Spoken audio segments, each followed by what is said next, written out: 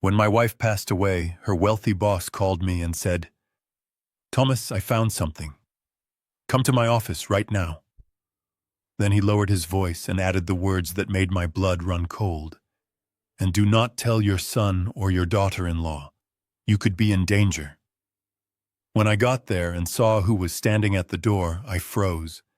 But before I tell you what I found in that office, let me take you back to the moment my world actually fell apart. Not when Emily died, but when I realized my own son was happy she was gone.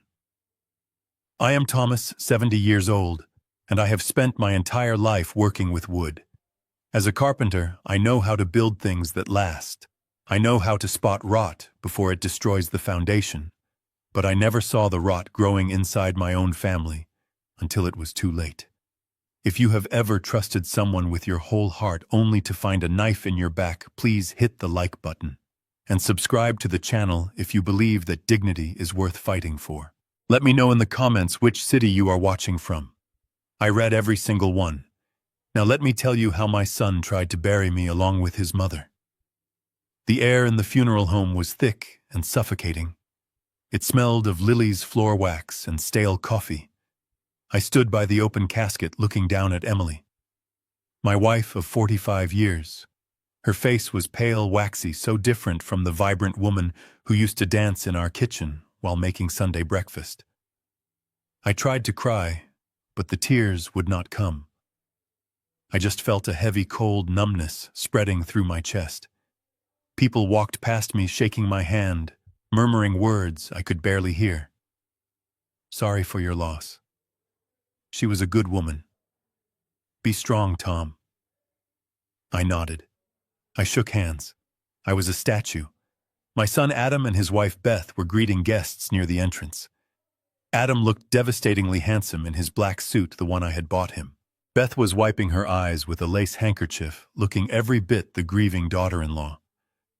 Everyone whispered about how strong they were, how supportive they were of their poor aging father. I believed it too. At that moment, I would have given my life for them. They were all I had left. The room was getting too hot. I needed water. My throat felt like I had swallowed sawdust.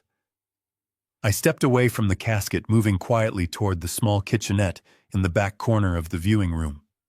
It was separated from the main hall by a heavy velvet curtain and a decorative pillar. As I reached for a paper cup, I heard voices on the other side of the curtain. Familiar voices. But the tone was wrong. It was not the hush of grief. It was sharp, urgent, and impatient. I froze my hand, hovering over the water pitcher. "You have to make sure the old man signs the papers this week," Beth hissed. Her voice was low, but in the quiet corner it cut through the air like a circular saw. "We cannot wait any longer, Adam. We need to do this before the lawyer reads the will." I stopped breathing. "Papers? What papers?" Then I heard my son, my Adam, the boy I had taught to ride a bike, the man whose college tuition I had paid for by working double shifts in the workshop until my fingers bled. "Don't worry about it, babe," Adam said, and I could hear the dismissal in his tone. "He is a mess. Did you see him? He is practically catatonic. He is a clueless old man when it comes to this stuff. I will put the documents in front of him tomorrow. I will tell him it is for the insurance or the cemetery plot. He will sign whatever I give him. Just let me handle him." Clueless old man. The words hit me harder than a physical blow. I stood there gripping the edge of the counter, my knuckles turning white. I looked down at my hands. These hands were rough, scarred, and calloused from 50 years of hard labor. These hands had built the house Adam grew up in. These hands had crafted the custom cabinets in the kitchen where Beth cooked. I was not a sophisticated man. I did not wear Italian suits or drive a luxury car like my son. But I was not stupid. I built a business from nothing. I calculated measurements to the millimeter. I negotiated contracts. I knew the value of a hard day's work. And yet to my own son, I was just an obstacle, a senile old fool to be managed and manipulated. I peered through the small gap between the curtain and the wall. I saw Adam check his watch, a look of annoyance on his face. He did not look like a man mourning his mother. He looked like a man waiting for a business meeting to end. Beth was checking her makeup in a small compact mirror, her earlier tears completely gone.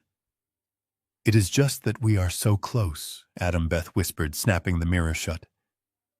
"Once we get power of attorney, we can list the house immediately. The market is hot right now.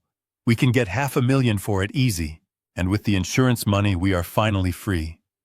Sell the house. Emily's garden was just starting to bloom. We had planted those roses together. We had talked about sitting on that porch until we were 90. They wanted to sell it, before her body was even in the ground. A wave of nausea rolled over me. This was not just greed. This was cruelty. This was a plan. They had discussed this. They had mapped it out. While Emily was dying in the hospital, while I was holding her hand and praying for a miracle, they were calculating the value of our estate. I realized then that I did not know these people. The Adam I raised was gone. Or maybe he never existed. Maybe I had been the clueless old man all along, blinded by love, refusing to see the selfishness that had been growing in him like a cancer. I wanted to burst through the curtain. I wanted to scream at them. I wanted to grab Adam by his expensive lapels and ask him how he could betray his mother's memory like this. But something stopped me. A survival instinct I did not know I had. If they thought I was a clueless old man, maybe I should let them keep thinking that. I took a deep breath, forcing my shaking hands to steady. I poured a glass of water and drank it in one gulp. Then I deliberately shuffled my feet, making noise as I walked back out from behind the curtain, hunching my shoulders, making myself look smaller, older, more broken. Adam turned immediately, his face shifting instantly into a mask of concern. "Dad," he said, rushing over to take my arm. "Are you okay? You were gone for a while." Beth and I were getting worried. I looked into his eyes. They were the same shape as Emily's, but there was no warmth in them. Just a cold, calculating assessment. "I am fine, son," I said, my voice raspy. Just feeling a little dizzy. It is all too much." Beth appeared at my other side, her hand resting gently on my back. Her touch made my skin crawl. "Of course it is, Dad. Why don't we get you home soon? You need to rest. We can handle everything else here. We need you strong for tomorrow." For tomorrow. The day they planned to trick me into signing my life away. I looked at Emily's casket one last time. "I promise you, Em," I thought, "they will not take what we built.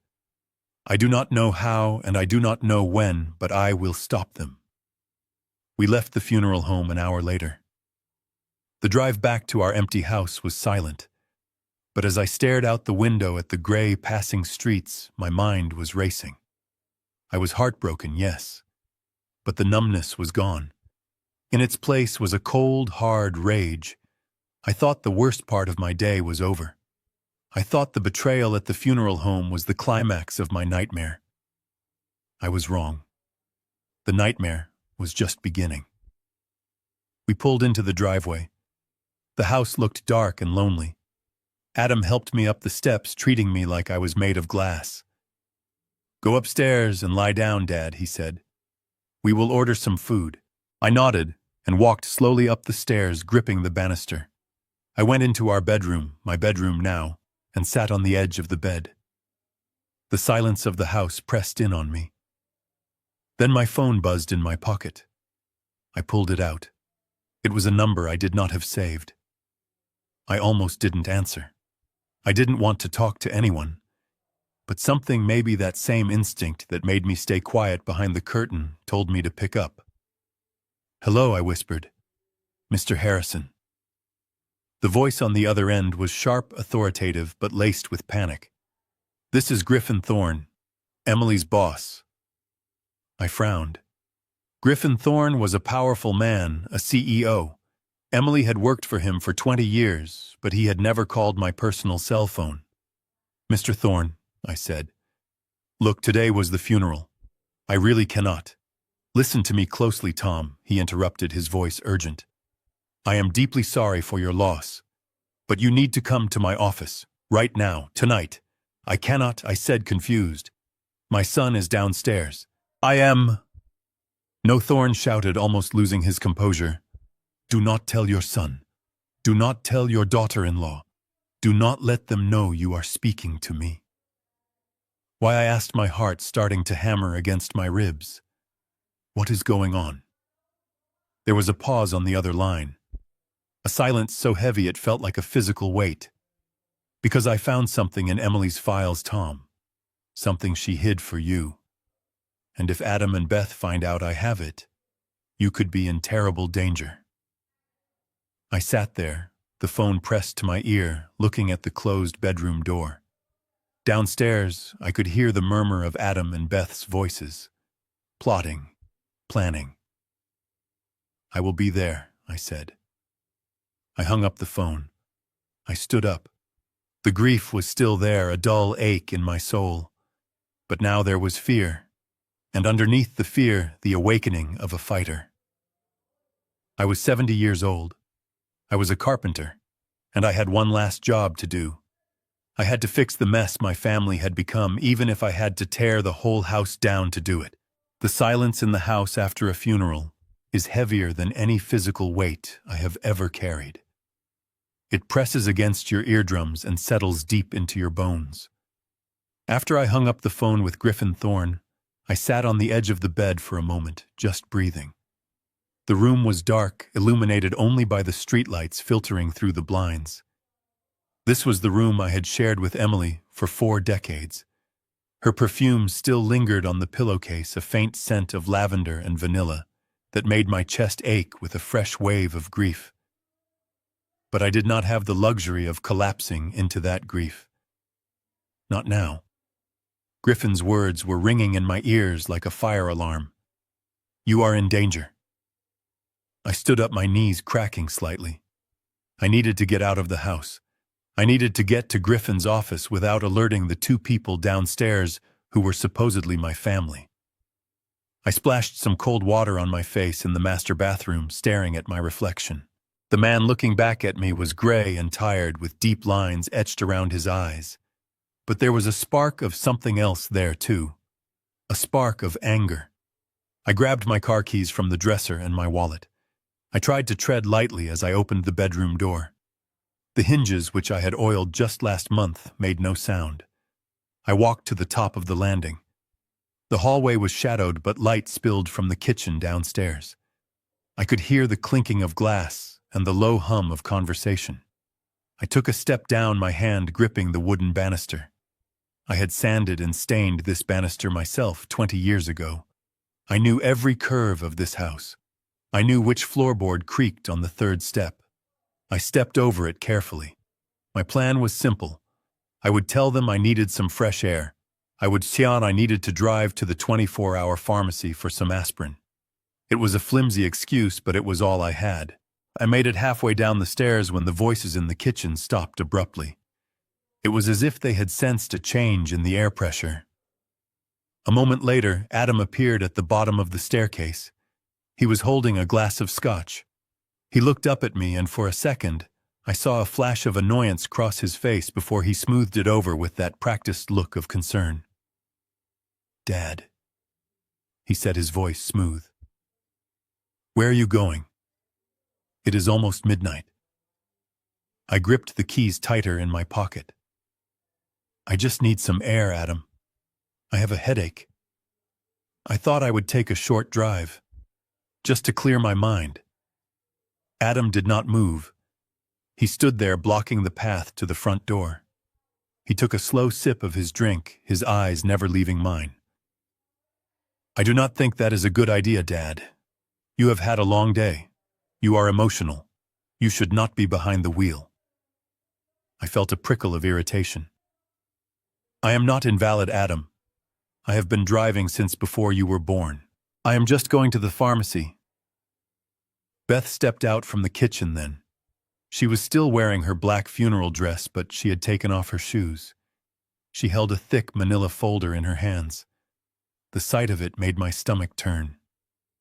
These were the papers they had whispered about at the funeral home. "Oh, Dad, please do not go out," Beth said, her voice dripping with a sweetness that felt like syrup masking the taste of poison. "We were actually just waiting for you to come down. We have some things we need to discuss. Important things." I stood frozen on the stairs. I was trapped. If I pushed past them, it would escalate the situation. I needed to play the role they had cast for me. The tired, confused old man. "Can it not wait until morning?" I asked, letting my shoulders slump. "I am very tired, Beth." Adam set his glass down on the entry table and walked up 2 steps, closing the distance between us. He reached out and placed a hand on my shoulder. His grip was firm, almost controlling. "It really is best if we handle this now, Dad. It is what Mom would have wanted." There it was, the weaponization of Emily. They knew I could not say no to her memory. I let out a long, defeated sigh and allowed Adam to guide me down the rest of the stairs and into the living room. They sat me down in my favorite armchair, the leather one that faced the fireplace. The fire was out, leaving only cold, gray ash in the grate. Beth sat on the sofa opposite me, placing the folder on the coffee table with a heavy thud. Adam stood behind her, acting like a sentinel. The atmosphere in the room did not feel like a family gathering. It felt like an interrogation. It felt like a business transaction where I was the commodity being traded. So Beth started opening the folder. "We know you are grieving, Dad. We all are. But the world keeps turning and there are realities we have to face. Mom left things in a bit of a mess." I frowned. That was a lie. Emily was the most organized person I knew. She was an accountant. She balanced our checkbook to the penny every single week. "A mess?" I asked. "What kind of mess?" "Financial complications," Adam interrupted smoothly. "Taxes, unpaid bills, insurance intricacies. You know how complex these things can get. And we know you do not want to deal with that stress right now. You deserve to rest. You deserve to mourn without worrying about red tape." He walked around the sofa and picked up a document from the folder. It was thick, stapled at the top, filled with dense legal jargon. "That is why we had our lawyer draw this up," Adam continued, handing me a pen. "It is a standard power of attorney. It just gives me and Beth the legal authority to handle the accounts, pay the bills, and manage the estate for you. It is just temporary, of course. Just until you are back on your feet." I looked at the document. The words swam before my eyes, but the header was clear. Durable power of attorney. And underneath that, another document peeked out. Transfer of deed. They were not just trying to pay the bills. They were trying to take everything. Beth leaned forward, her eyes wide and pleading. "Mom made us promise Dad. In the hospital right before the end. She grabbed my hand and said, 'Beth, please take care of Tom. Do not let him worry about money. Make sure he is safe.' This is us fulfilling that promise."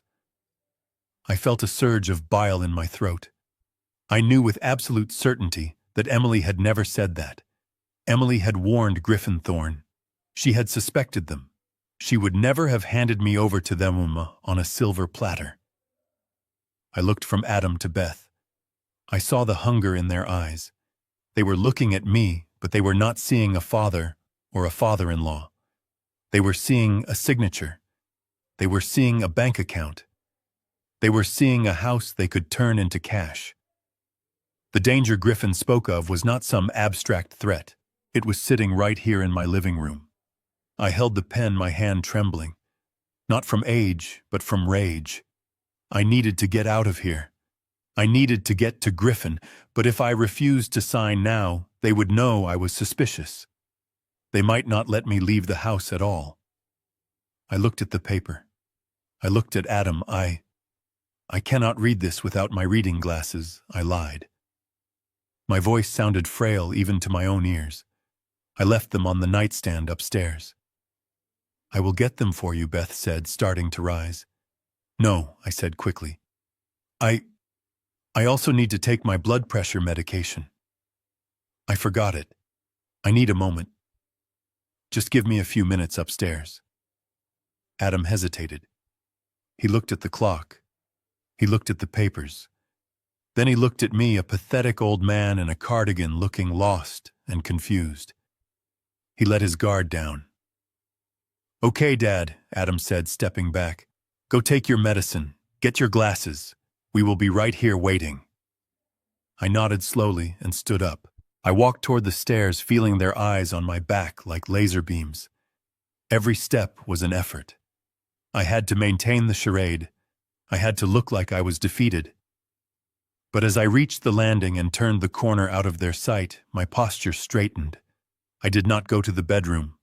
I went to the guest room at the back of the house, the one that had a window overlooking the trellis in the garden. I used to climb down that trellis when I was a teenager to sneak out to see Emily. I prayed my 70-year-old joints could still handle the descent. I did not have much time. Adam and Beth were downstairs waiting for a signature that would sign my life away. And across town, Griffin Thorne was waiting with a truth that I terrified to hear. I locked the guest room door, quietly opened the window, and felt the cold night air hit my face. It was time to run. I closed the window in the guest room, my heart hammering against my ribs like a trapped bird. The instinct to run was overwhelming, but a colder, sharper logic took over. If I climbed down that trellis now and disappeared into the night, Adam would call the police. He would tell them his grieving, confused father had wandered off. They would find me, bring me back, and I would be locked in this house with no way out. Number 1. I had to face them one last time. I had to buy myself a few hours of darkness. I grabbed my reading glasses from the nightstand, smoothed down my cardigan, and forced my shaking hands to still. I was an actor stepping onto a stage, and the role was the helpless old man they wanted me to be. When I walked back into the living room, the atmosphere was thick enough to choke on.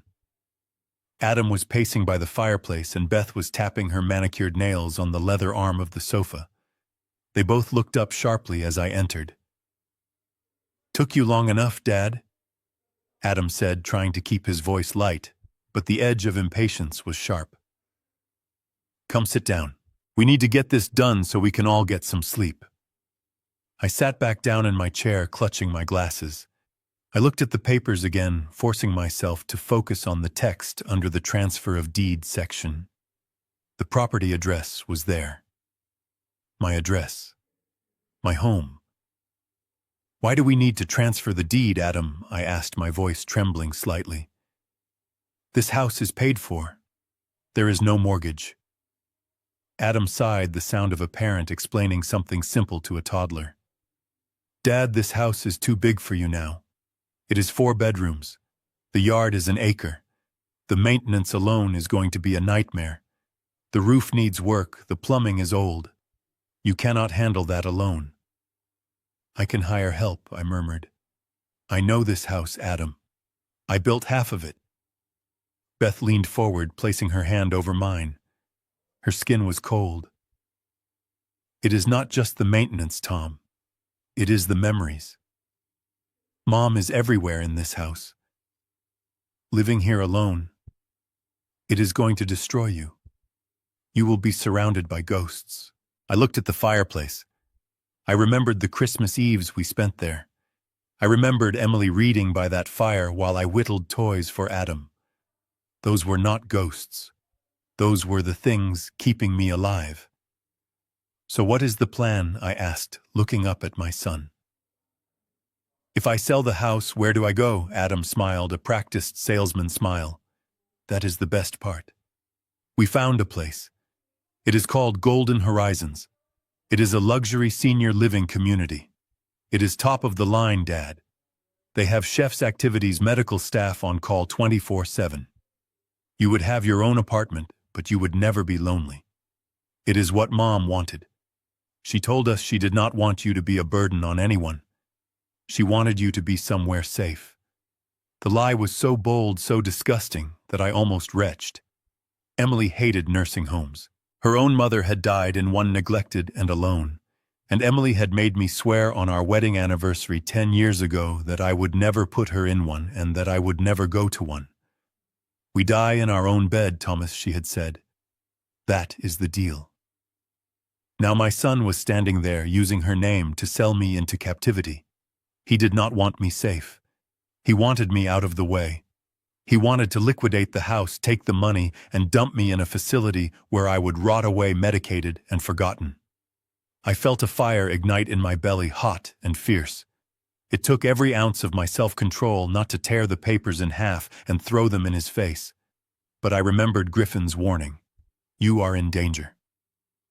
I took off my glasses and rubbed my eyes, feigning exhaustion. Golden horizons, I repeated slowly. It sounds expensive. Mom left enough to cover it, Beth said quickly, and the sale of the house will take care of the rest. You do not have to worry about a thing. Just sign, Dad. Let us take care of you. I looked at the pen Adam was holding out to me. If I signed that I was dead, I would lose my home, my freedom, and my dignity. I cannot, I whispered. The silence in the room was absolute. What do you mean you cannot? Adam's voice dropped an octave. It was dangerous now. I mean, I cannot focus, I said, making my hand shake violently as I reached for the water glass on the table. My head is spinning, Adam. I feel sick. The grief. It is like a fog. I cannot read these legal terms tonight. I do not understand what I am signing. Adam slammed his hand down on the table. It is simple, Dad. It is just a signature. Adam, Beth hissed, touching his arm. I shrank back into the chair, playing the victim. Why are you shouting at me? I asked, my voice breaking. I just buried my wife today. Can you not give me one night, just one night, to say goodbye to her in my prayers? I will sign it in the morning. I promise. Just, please let me sleep. Adam looked at me, his jaw clenching and unclenching. I saw the calculation in his eyes. He was weighing the risk. If he pushed too hard, I might crack completely or call a lawyer. If he waited, he risked losing momentum. But he looked at my trembling hands, my slumped shoulders, and he decided I was too weak to be a threat. Fine, Adam spat out. Fine, go to bed. But we are doing this first thing in the morning, before breakfast. Do you understand? I understand, I said meekly. Thank you, son. I rose from the chair, leaving the papers on the table. I walked to the stairs, feeling their eyes boring into my back. I did not look back. I climbed the stairs, went into my room, and closed the door. I locked it. Then I turned off the light and sat in the darkness, fully clothed. I did not sleep. I listened. I heard them arguing downstairs in hushed tones. I heard the clink of another bottle being opened. Eventually, I heard them come upstairs. I heard the door to the guest room close. I heard the house settle into silence. I waited. I watched the red numbers on the digital clock change. 1 o'clock, 2 o'clock. At 2:45, I stood up. My legs were stiff, but my mind was crystal clear. I did not take a suitcase. I did not take any clothes. I took my wallet, my phone, and a small framed photo of Emily from the dresser. That was all I needed. I opened my bedroom door. The hallway was pitch black. I moved like a ghost. I knew that the third step from the top creaked, so I skipped it. I knew that the floorboard outside the guest room groaned if you stepped in the center, so I hugged the wall. I reached the bottom of the stairs. The moonlight was streaming through the living room window, illuminating the papers still sitting on the coffee table. The contract for my imprisonment. I resisted the urge to burn them. Not yet. I went to the kitchen. The back door was old and the deadbolt sometimes stuck. I gripped the lock, turning it with agonizing slowness. Click. The sound seemed loud as a gunshot in the silence. I froze, holding my breath, listening for any movement upstairs. Silence. I turned the handle and stepped out into the night. The cold air hit me like a physical blow, shocking my system awake. It was 3 a.m, and the world was asleep, but I was more awake than I had been in years. I closed the door softly behind me and walked. I did not run. Running attracts attention. I walked with purpose, cutting through the backyard, past the rose bushes that looked like dark, thorny sentinels in the moonlight. I walked 2 miles to the main road, where I knew there was a 24-hour gas station. My hip ached and my breath came in white puffs of steam, but I did not stop. When I reached the gas station, the attendant looked at me suspiciously. An old man in a cardigan walking alone at 3 a.m. "I need a taxi," I told him, my voice steady. 20 minutes later, I was in the back of a yellow cab, watching my neighborhood disappear in the rearview mirror. The driver asked me where I was going. "Downtown," I said. "The Thorn Building." As the city lights began to blur past the window, the fear I had been holding back finally washed over me. I was 70 years old. I was homeless. I was running from my own son. And I was heading toward a truth that I knew would break whatever was left of my heart. But as I clutched Emily's photo in my pocket, I knew one thing for sure.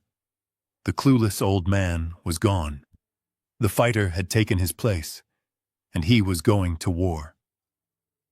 The taxi ride to the city center felt like a journey between 2 different worlds. I left behind the quiet, tree-lined streets of my neighborhood, where betrayal was hidden behind closed doors and manicured lawns, and entered the cold steel canyons of the financial district. The Thorn Building rose up like a shard of black glass against the night sky, imposing and impenetrable. I paid the driver with trembling hands and stepped onto the pavement. The wind whipped around the corner, biting through my thin cardigan, but I barely felt it. My body was numb, operating on adrenaline and a terrifying sense of purpose. The security guard in the lobby was expecting me. He did not ask for identification. He simply nodded and used a key card to swipe me into the private elevator. The ascent was smooth and silent, my ears popping as the numbers on the digital display climbed higher and higher.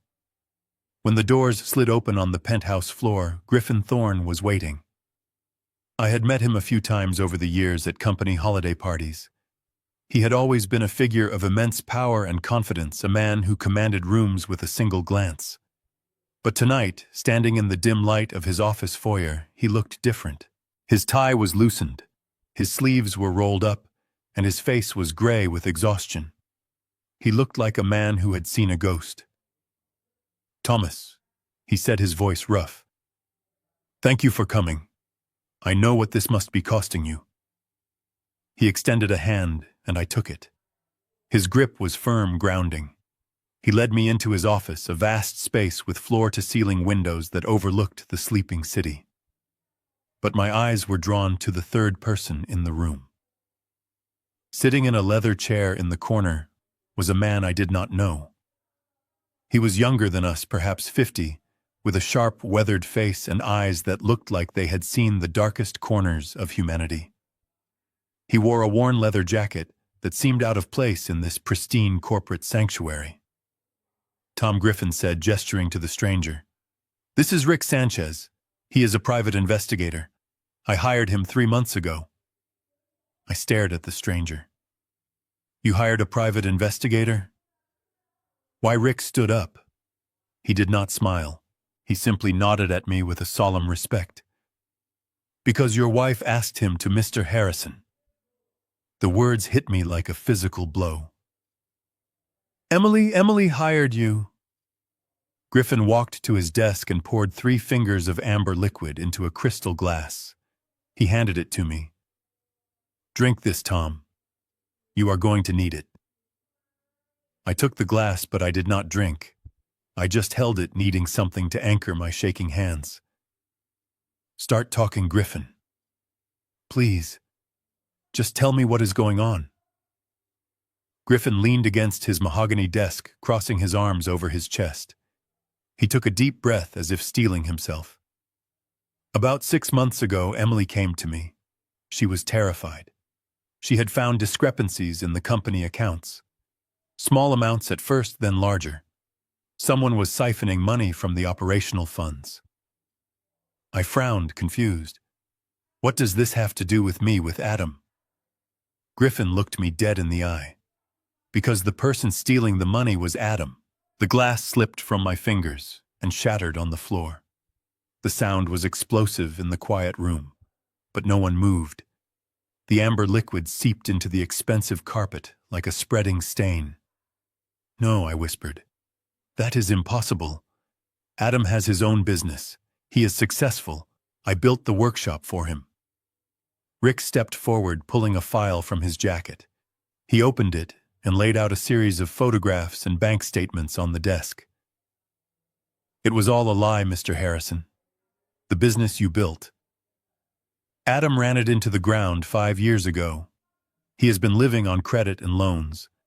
And when those ran dry, he started gambling. High stakes, underground games.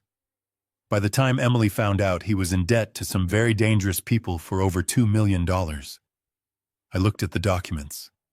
The numbers swam before my eyes, but the red ink was undeniable. My son was not just a failure. He was a thief. He had been stealing from the man who gave his mother a career. Emily confronted him. Griffin continued softly. She told him she would not cover for him. She told him he had to confess or she would turn him in. She froze his access to the accounts. She cut him off. I sank into the nearest chair, my legs no longer able to support me. My son, my little boy. He had looked me in the eye at the funeral and played the grieving son while all along he was a criminal who had broken his mother's heart. But that is not why you called me here at 4 a.m. Is it? I asked, my voice barely a whisper. Embezzlement is a crime, but it is not. It is not this. You said I was in danger. Griffin and Rick exchanged a look of heavy shared knowledge.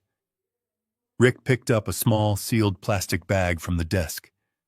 Inside was a piece of paper handwritten. I recognized the penmanship immediately. The elegant loops of the Y and the sharp crossing of the T. It was Emily's handwriting. 3 weeks ago, Emily came to my office again, Rick said, his voice low and steady. She was sick. She had lost weight. Her hair was thinning. She told everyone it was just old age or stress. But she knew Tom. She knew something was wrong. She gave me this note and told me to open it only if she died suddenly. He handed me the bag. I took it, my heart pounding so hard I thought it would burst through my chest. I read the words through the plastic. If I die, do not believe it was natural. Check Adam and Beth. They are desperate. And please, for the love of God, check the coffee. Check Tom's coffee. The room spun. Check Tom's coffee. I looked up at them, my vision blurring. Coffee. Rick nodded grimly. Emily suspected she was being poisoned, Tom. And she suspected they were doing the same to you. She told us that every morning Adam or Beth would insist on making the coffee. They would call it a special blend. They would add vitamins or supplements for your health. My hand flew to my mouth. I remembered the bitter taste. I remembered the way Beth would hover over me until I finished every drop. I remembered the dizzy spells, the brain fog, the aching joints that I had attributed to grief and aging. They have been poisoning me, I choked out. Griffin knelt down beside my chair, placing a hand on my knee. We believed the plan was to remove Emily first, because she controlled the money. Then they needed to get rid of you to inherit the estate. But they needed it to look like natural causes. A decline in health. An old man fading away after his wife died. It is the perfect crime. I closed my eyes and a tear finally escaped, tracking a hot path down my cheek. It wasn't grief anymore. It was pure, unadulterated horror. My wife didn't just die. She was murdered. And in her final days, while she was weak and dying, she wasn't thinking of saving herself. She was thinking of me. She was gathering evidence. She was leaving a trail of breadcrumbs so that I would not suffer the same fate. She saved my life, I whispered. Even from the grave, she saved me. Rick cleared his throat. We have more, Mr. Harrison. We did not just sit on this note. When Emily gave us the go-ahead, we started testing. We need to show you the toxicology reports. But you need to brace yourself. Because what is in your blood is not just a vitamin deficiency. It is a death sentence if we do not stop them. I opened my eyes. The image of Adam and Beth in my kitchen smiling as they handed me a mug flashed through my mind. They were not family. They were executioners. Show me, I said, my voice hardening into something cold and sharp. Show me everything. I was no longer the victim. I was the witness, and I was about to become their judge. The sun was beginning to rise outside the window, casting a blood-red light over the city. It was a fitting color for the day ahead. Because today, the war truly began. Rick slid the first document across the mahogany surface of the desk. The paper made a dry, rasping sound that seemed deafening in the quiet office. I looked down at it. It was a forensic toxicology report from a private lab. The name at the top was Emily Harrison. I forced my eyes to focus on the results section, though my vision was swimming with tears and exhaustion. I saw words I recognized from news stories and crime dramas, but seeing them next to my wife's name felt like a violation of the laws of nature. Arsenic, warfarin. Rick pointed to the numbers with a pen, his hand steady. The concentrations were high, Mr. Harrison. Not high enough to cause immediate cardiac arrest, which would trigger an autopsy, but high enough to cause organ failure over a period of months. The warfarin is a blood thinner. Combined with the arsenic, it mimics the symptoms of natural decline: fatigue, bruising, confusion, heart failure. It was designed to look like old age was simply taking its course. I felt a scream building in my throat, but it wouldn't come out. I thought about Emily in those final months. I thought about how weak she had been, how she struggled to lift a cup of tea. I had sat by her bed, holding her hand, telling her it was okay to let go, that she had fought hard enough. I had told her it was God's will, but it wasn't God. It was my son. Rick pulled out the second sheet of paper. This one had my name on it. Thomas Harrison. The date was from 2 weeks ago. Emily brought us a sample of the coffee you were drinking every morning, Rick said softly. She poured it into a sterile vial when you weren't looking. She told us Beth called it her special energy blend. I looked at the report. The same chemicals were listed. The levels were lower than Emily's, but they were there. Present. Positive. For the last 6 months, I have had terrible headaches. I have had days where I could barely get out of bed because my joints felt like they were filled with broken glass. I had moments of memory loss where I would stand in the middle of my workshop and forget what I was building. I told my doctor it was stress. I told myself I was just getting old. I accepted that my body was failing me, but my body wasn't failing. I was being murdered. The realization hit me with the force of a physical blow to the gut. I doubled over in the chair, gasping for air. The room spun. All the memories of the last year rewrote themselves in my mind. Adam's concern when I said I felt sick wasn't love. It was him checking to see if the dosage was working. Beth's insistence on making my breakfast wasn't kindness. It was administration. 45 years. I spent 45 years building a life. I built a business. I built a home. I built a family. I remember holding Adam when he was hours old, his tiny hand gripping my finger. I remember promising him that I would always protect him. I remember teaching him to drive, terrified he would get hurt. I had spent my entire existence trying to shield him from the harshness of the world. And in return, he had decided that my life was less valuable than his debt. He had decided that my death was a necessary line item in his financial recovery plan.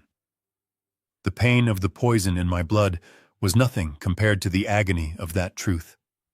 It severed something in my soul. The father in me died in that chair. The man who loved his son unconditionally was suffocated by the cold, hard facts on those sheets of paper. Griffin stood up and walked around the desk. He placed a hand on my shoulder, but I barely felt it. "There is one more thing, Tom, and this is going to be the hardest part. But you need to see it. You need to know exactly what you are up against." He opened a laptop computer on the desk and turned the screen toward me. Rick tapped a few keys. The screen flickered to life. It was a black and white video feed, grainy but clear. I recognized the setting immediately. It was my kitchen. The camera seemed to be hidden somewhere high up, maybe in the ventilation grate or above the cabinets. The timestamp in the corner read 7:00 a.m. 3 weeks ago. In the video, the kitchen was empty for a moment. Then Beth walked in. She was wearing her silk morning robe, her hair tied back. She looked normal. She looked like a woman starting her day. She walked over to the coffee maker. She opened the cabinet above the stove, the one where we kept the spices and vitamins.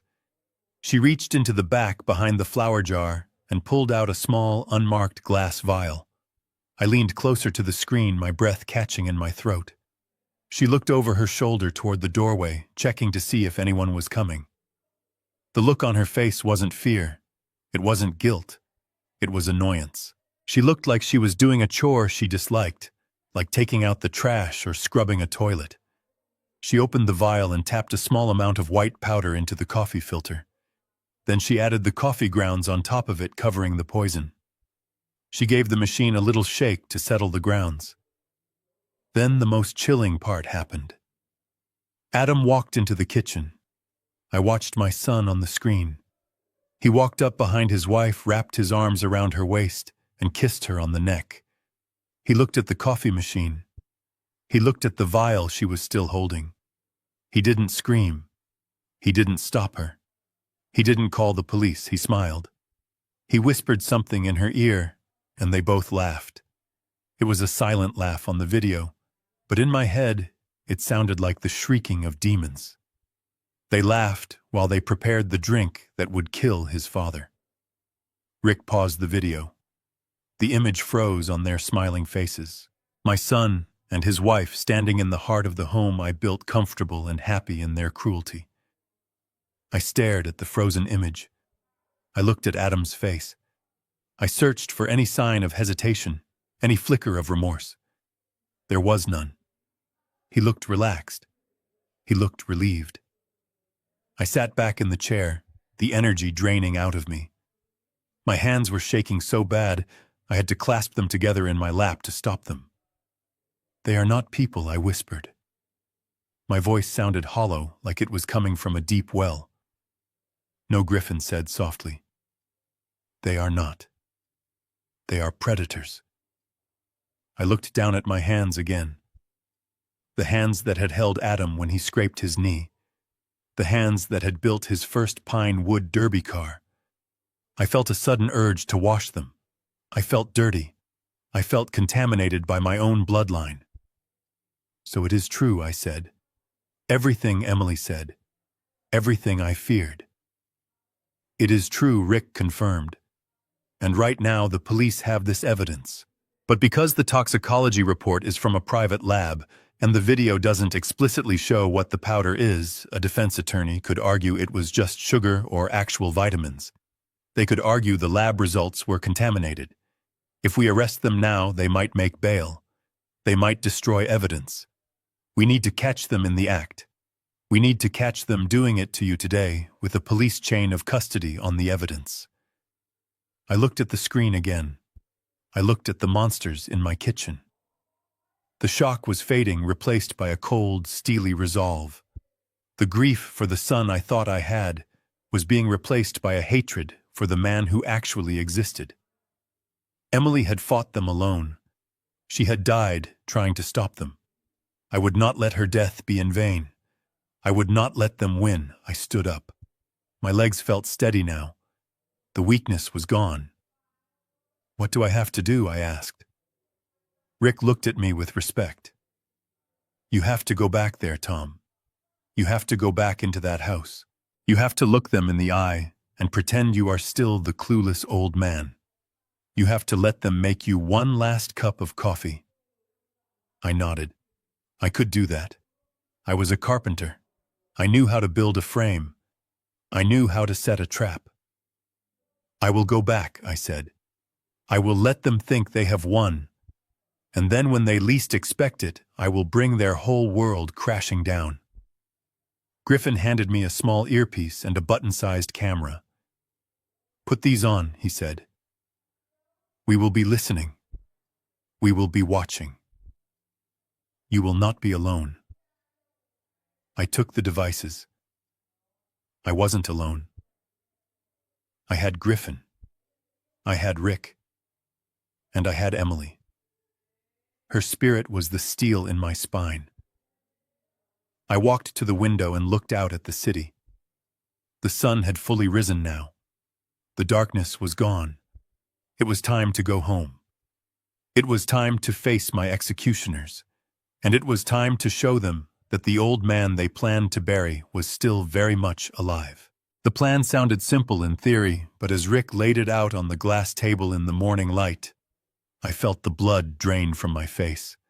We had the toxicology report, and we had the grainy video from weeks ago, but Rick explained that in a court of law against high-priced defense attorneys, it might not be enough to secure a life sentence.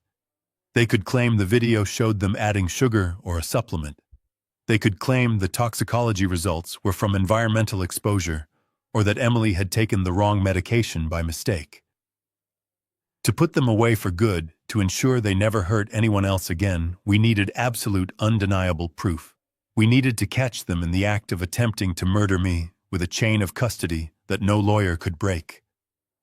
I sat there listening to the hum of the city waking up below us, realizing what he was asking me to do. I had to go back into that house.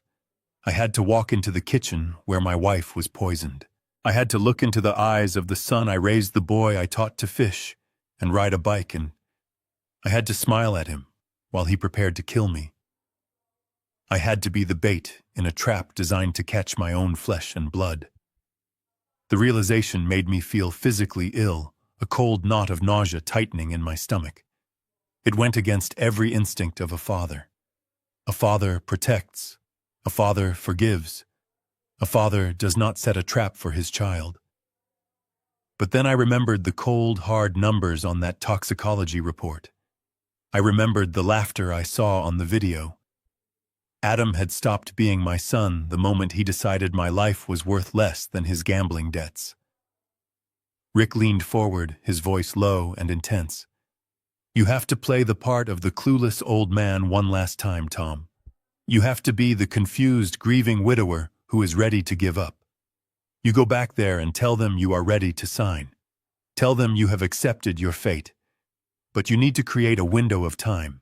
You need to delay the signing just enough for us to get our team in place. I nodded slowly, my mind racing. I knew exactly how to do it. I knew their weaknesses. I knew that despite their cruelty, they still felt the need to keep up appearances. They needed to feel like the heroes of the story, the benevolent children taking care of the senile father. I would use their own arrogance against them. I will tell them I want a final family dinner, I said, my voice gaining strength. I will tell them that before I sign the house over and move into the facility, I want one last meal to honor Emily. I will ask for her favorite roast chicken. And I will ask Adam to make me coffee. I will tell him that nobody makes it quite like he does. Griffin looked at me with a mixture of sorrow and admiration. That is perfect, Tom. It appeals to their ego. It gives them a sense of finality. They will think they have won. They will think this is the victory lap. Rick began to outline the technical details. While I distracted them by taking them out to buy the ingredients for this special dinner, his team would enter the house. They would install high-definition micro-cameras in the kitchen cabinets, behind the clock, and in the light fixtures. They would replace the old smoke detectors with listening devices. Every corner of that kitchen would be covered. Every word they whispered, every gram of powder they poured, would be recorded in 4K resolution. But the most dangerous part of the plan was the coffee itself. I had to ask for it. I had to watch Adam make it, and I had to take it from his hand.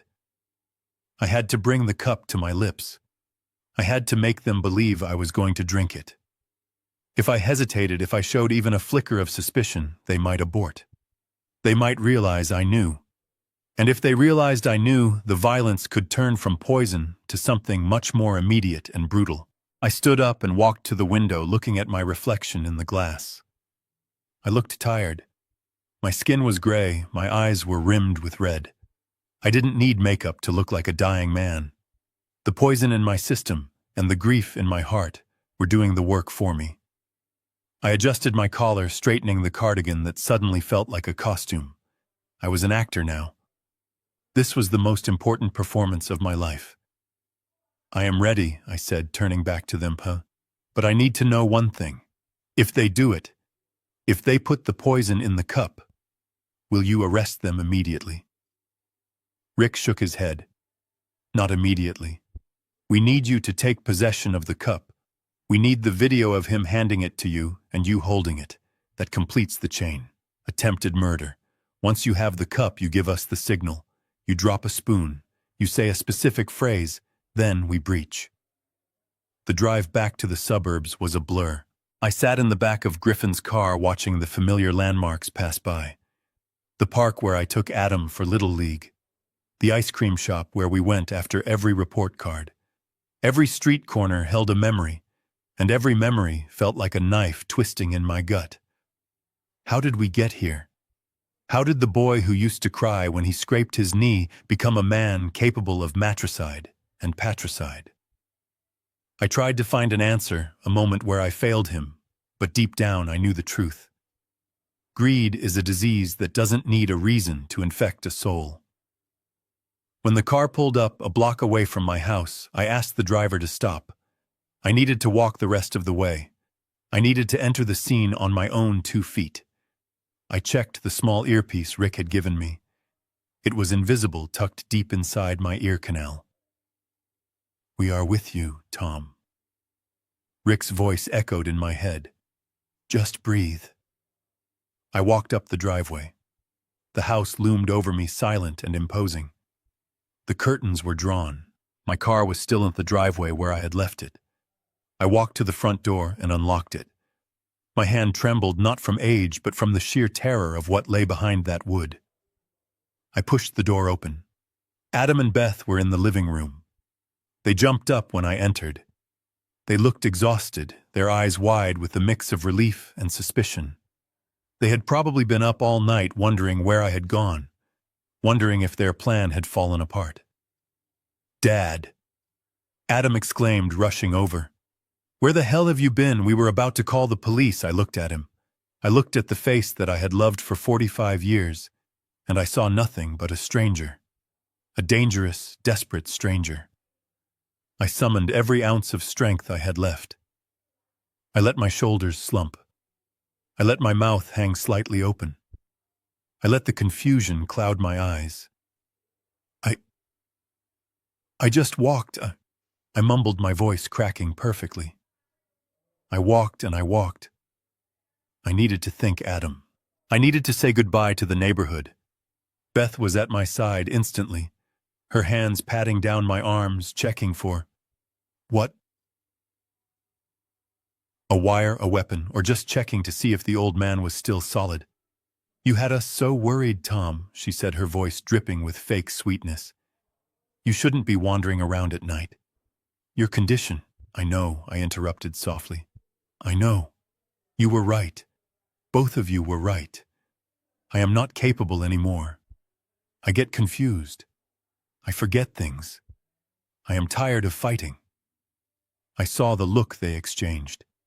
It was a look of pure triumph. They thought I had broken. They thought the bird had flown back into the cage of its own free will. So you will sign? Adam asked, trying to hide the eagerness in his voice. I nodded slowly, shuffling toward the kitchen. Yes, I will sign. I will go to Golden Horizons. I will sell the house, but I paused, leaning heavily on the kitchen island. But what, Dad? Adam asked, stepping closer. I want one last day, I said, looking at the empty coffee maker. I want us to have a dinner tonight. A proper send-off. I want roast chicken like your mother used to make. And I want us to sit together as a family one last time. Tomorrow I will sign everything. Tomorrow I will go, but tonight, I just want to be a father with his children. Adam let out a breath he must have been holding for hours. Is that it? Just dinner, that is it, I said. And Adam? Yeah. Dad, I feel very weak this morning. My head is pounding. Could you make me some coffee? You know how to make it strong, just the way I like it. Adam smiled. It was the same smile from the video, the smile of the executioner. Of course, Dad, he said, walking toward the cabinet where the poison was hidden. I will make you the best cup you have ever had. I sat down at the table, my heart pounding a rhythm of war against my ribs. The trap was set. The players were on the stage, and I was ready to bring the curtain down. The atmosphere in the kitchen shifted the moment I agreed to sign the papers. It was as if a heavy, suffocating curtain had been lifted, replaced by a frantic, nervous energy. Adam and Beth exchanged glances that were less about relief and more about victory. They thought they had finally broken the old horse. They thought I was ready to be led to the glue factory without a fight. I sat at the kitchen table, hunching my shoulders to make myself look smaller, more defeated. I let my hands rest on the table intentionally, keeping them still, suppressing the urge to clench them into fists. I looked at Adam, who was leaning against the counter, already mentally spending the inheritance he thought he was hours away from securing. I looked at Beth, who was rummaging through the refrigerator, pretending to check for ingredients, but really hiding the smirk that was tugging at the corners of her mouth. I am sorry about last night, I said, keeping my voice low and raspy. The grief, it just comes in waves. I get confused. I forget where I am sometimes. I did not mean to snap at you. You are only trying to help. Adam pushed off the counter and walked over to me, placing a hand on my shoulder. It took every ounce of my willpower not to recoil from his touch. His hand felt heavy and hot, like a brand. It is okay, Dad, he said, his voice smooth and patronizing. We understand. It is a lot of change all at once. We just want what is best for you. I nodded slowly, staring at the grain of the wood on the table. I know, I said. I know you do. That is why I have decided. I will sign the papers tonight, right after dinner. I just want one last evening, one last memory of us as a family in this house before I let it go.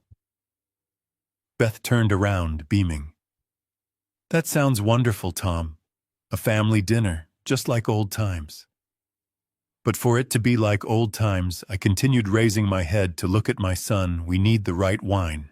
Your mother always insisted on that specific Pinot Noir from the vintage shop downtown whenever she made roast chicken. The one with the gold label. We do not have any in the cellar. Adam checked his watch. He frowned. Dad, we have plenty of wine here. I can just open a Cabernet. No, I said, allowing a stubborn, senile edge to creep into my voice. It has to be the Pinot Noir. For Emily. It is my only condition, Adam. If we are going to do this, we do it right. I want to go get it. I want to pick it out myself. I saw the flicker of annoyance in Adam's eyes, but he quickly tamped it down. He could not risk upsetting me now, not when he was so close to the finish line. He looked at Beth. She gave him a subtle nod, a silent command to humor the old man. Fine, Adam said, forcing a smile. I will drive you. We can go right now. I stood up, moving slowly, grabbing my cane even though I did not really need it. It was a prop part of the costume. As we walked toward the garage, I touched my ear, a signal to the tiny device hidden there.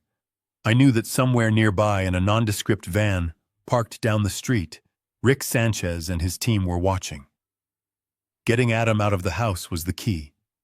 With Adam gone and Beth likely to be occupied in the garden or the shower getting ready for her performance tonight, Rick's team would have the window they needed to enter through the back and plant the cameras.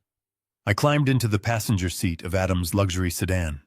It was a beautiful car, leather seats, dashboard that looked like a cockpit. But as I looked around, I noticed the signs of neglect. There were fast food wrappers stuffed in the side door pocket. The check engine light was glowing ominously on the dashboard. It was a facade just like his life. Shiny on the outside, rotting on the inside. As we pulled out of the driveway, silence filled the car. It wasn't the comfortable silence of a father and son who understand each other. It was the tense, heavy silence of two strangers with secrets. I stared out the window, watching the neighborhood roll by, but my peripheral vision was locked on Adam. He was driving with one hand, his other hand clutching his phone. Every 30 seconds, the screen would light up with a notification. A text message. An email. A missed call. "Who is calling you so much on a Saturday?" I asked innocently. "Work." Adam jumped slightly as if I had startled him. He quickly flipped the phone face down on the console. Just business, Dad. Wrapping up some projects so I can focus on getting you settled." I knew he was lying. Rick had told me about the debts. The people calling him were not clients. They were sharks. They were the reason he was sweating, despite the air conditioning blasting in the car. I watched a bead of sweat trickle down his temple. His knuckles were white as he gripped the steering wheel. He was driving too fast, braking too hard. This was a man on the edge of a cliff, and he was terrified of falling. I almost felt a pang of pity for him. Almost. But then I remembered the video. I remembered him laughing while his wife poured poison into my coffee. The pity evaporated, leaving only cold resolve. We hit a red light, and Adam immediately snatched up his phone again. I saw his thumbs flying across the screen, typing furiously. His lips were moving, muttering curses under his breath. He looked frantic. He looked like a trapped animal. "Is everything all right, son?" I asked, pushing the knife in a little deeper. "You seem anxious." He snapped his head toward me, his eyes wide and wild for a split second before he composed himself. "I am fine, Dad. Just stress. You know how it is." "I do," I said softly. "Money troubles can be a heavy burden." The car swerved slightly as he looked at me, a flash of pure panic on his face. What do you mean?" "I just meant, with the economy and all," I continued, keeping my voice steady. "It is hard for everyone these days. That is why I am glad I can help you by signing these papers. The inheritance will help you take care of things." He relaxed, letting out a shaky breath. Yeah, it will. It will solve everything." I looked away, suppressing a smile. He had no idea. He thought the money was his salvation. He did not realize it was the bait in the trap that was about to snap his neck. We arrived at the wine shop. I took my time getting out of the car, leaning heavily on the doorframe. I made him walk with me, made him browse the aisles. I picked up bottles, read the labels, slowly debating the merits of different years. I was buying time. Every minute we spent here was another minute Rick's team had to turn my house into a surveillance state. Adam was vibrating with impatience. "Dad, just pick one. They are all the same." "They are not all the same, Adam," I scolded him gently. "Details matter. Shortcuts lead to mistakes." He didn't catch the double meaning. He just gritted his teeth and nodded. Finally, I selected the bottle. I went to the counter to pay, fumbling with my wallet, dropping a few coins on the floor. Adam sighed loudly, bent down to pick them up, and slapped his credit card on the counter. "I will get it, Dad. Let's just go." The card was declined. The cashier, a young girl with piercings, looked at him apologetically. "I am sorry, sir. It says declined." "Do you have another card?" Adam's face turned a deep shade of crimson. He snatched the card back, muttering about a bank error, about fraud protection flagging a purchase. He pulled out another card. His hand was shaking so badly, he almost dropped it. That one worked. He grabbed the bottle and marched out of the store without waiting for me. I followed him, watching his retreating back. The expensive suit, the confident stride, it was all smoke and mirrors. He was broke. He was desperate. And desperation makes people dangerous. As we drove back to the house, the sun was beginning to set, casting long shadows across the road. The golden hour. It was usually my favorite time of day. Today it felt like the countdown clock on a bomb. We pulled into the driveway. The house looked exactly as we had left it. Quiet. Peaceful. But I knew better. I knew that now, hidden behind the crown molding and inside the light fixtures, tiny glass eyes were watching. Microphones were listening. I stepped out of the car, clutching the bottle of wine like a weapon. "Thank you for driving me, Adam," I said. He forced a smile, but it did not reach his eyes. "Anytime, Dad. Let's go inside. Beth should have the chicken in the oven." I walked up the steps to my front door. I was walking back into the cage, but this time I wasn't the prey. I was the hunter, and dinner was about to be served. The morning sun filtered through the kitchen blinds, painting stripes of light across the granite countertops. It looked like a beautiful, peaceful Sunday morning in suburbia. But I knew better.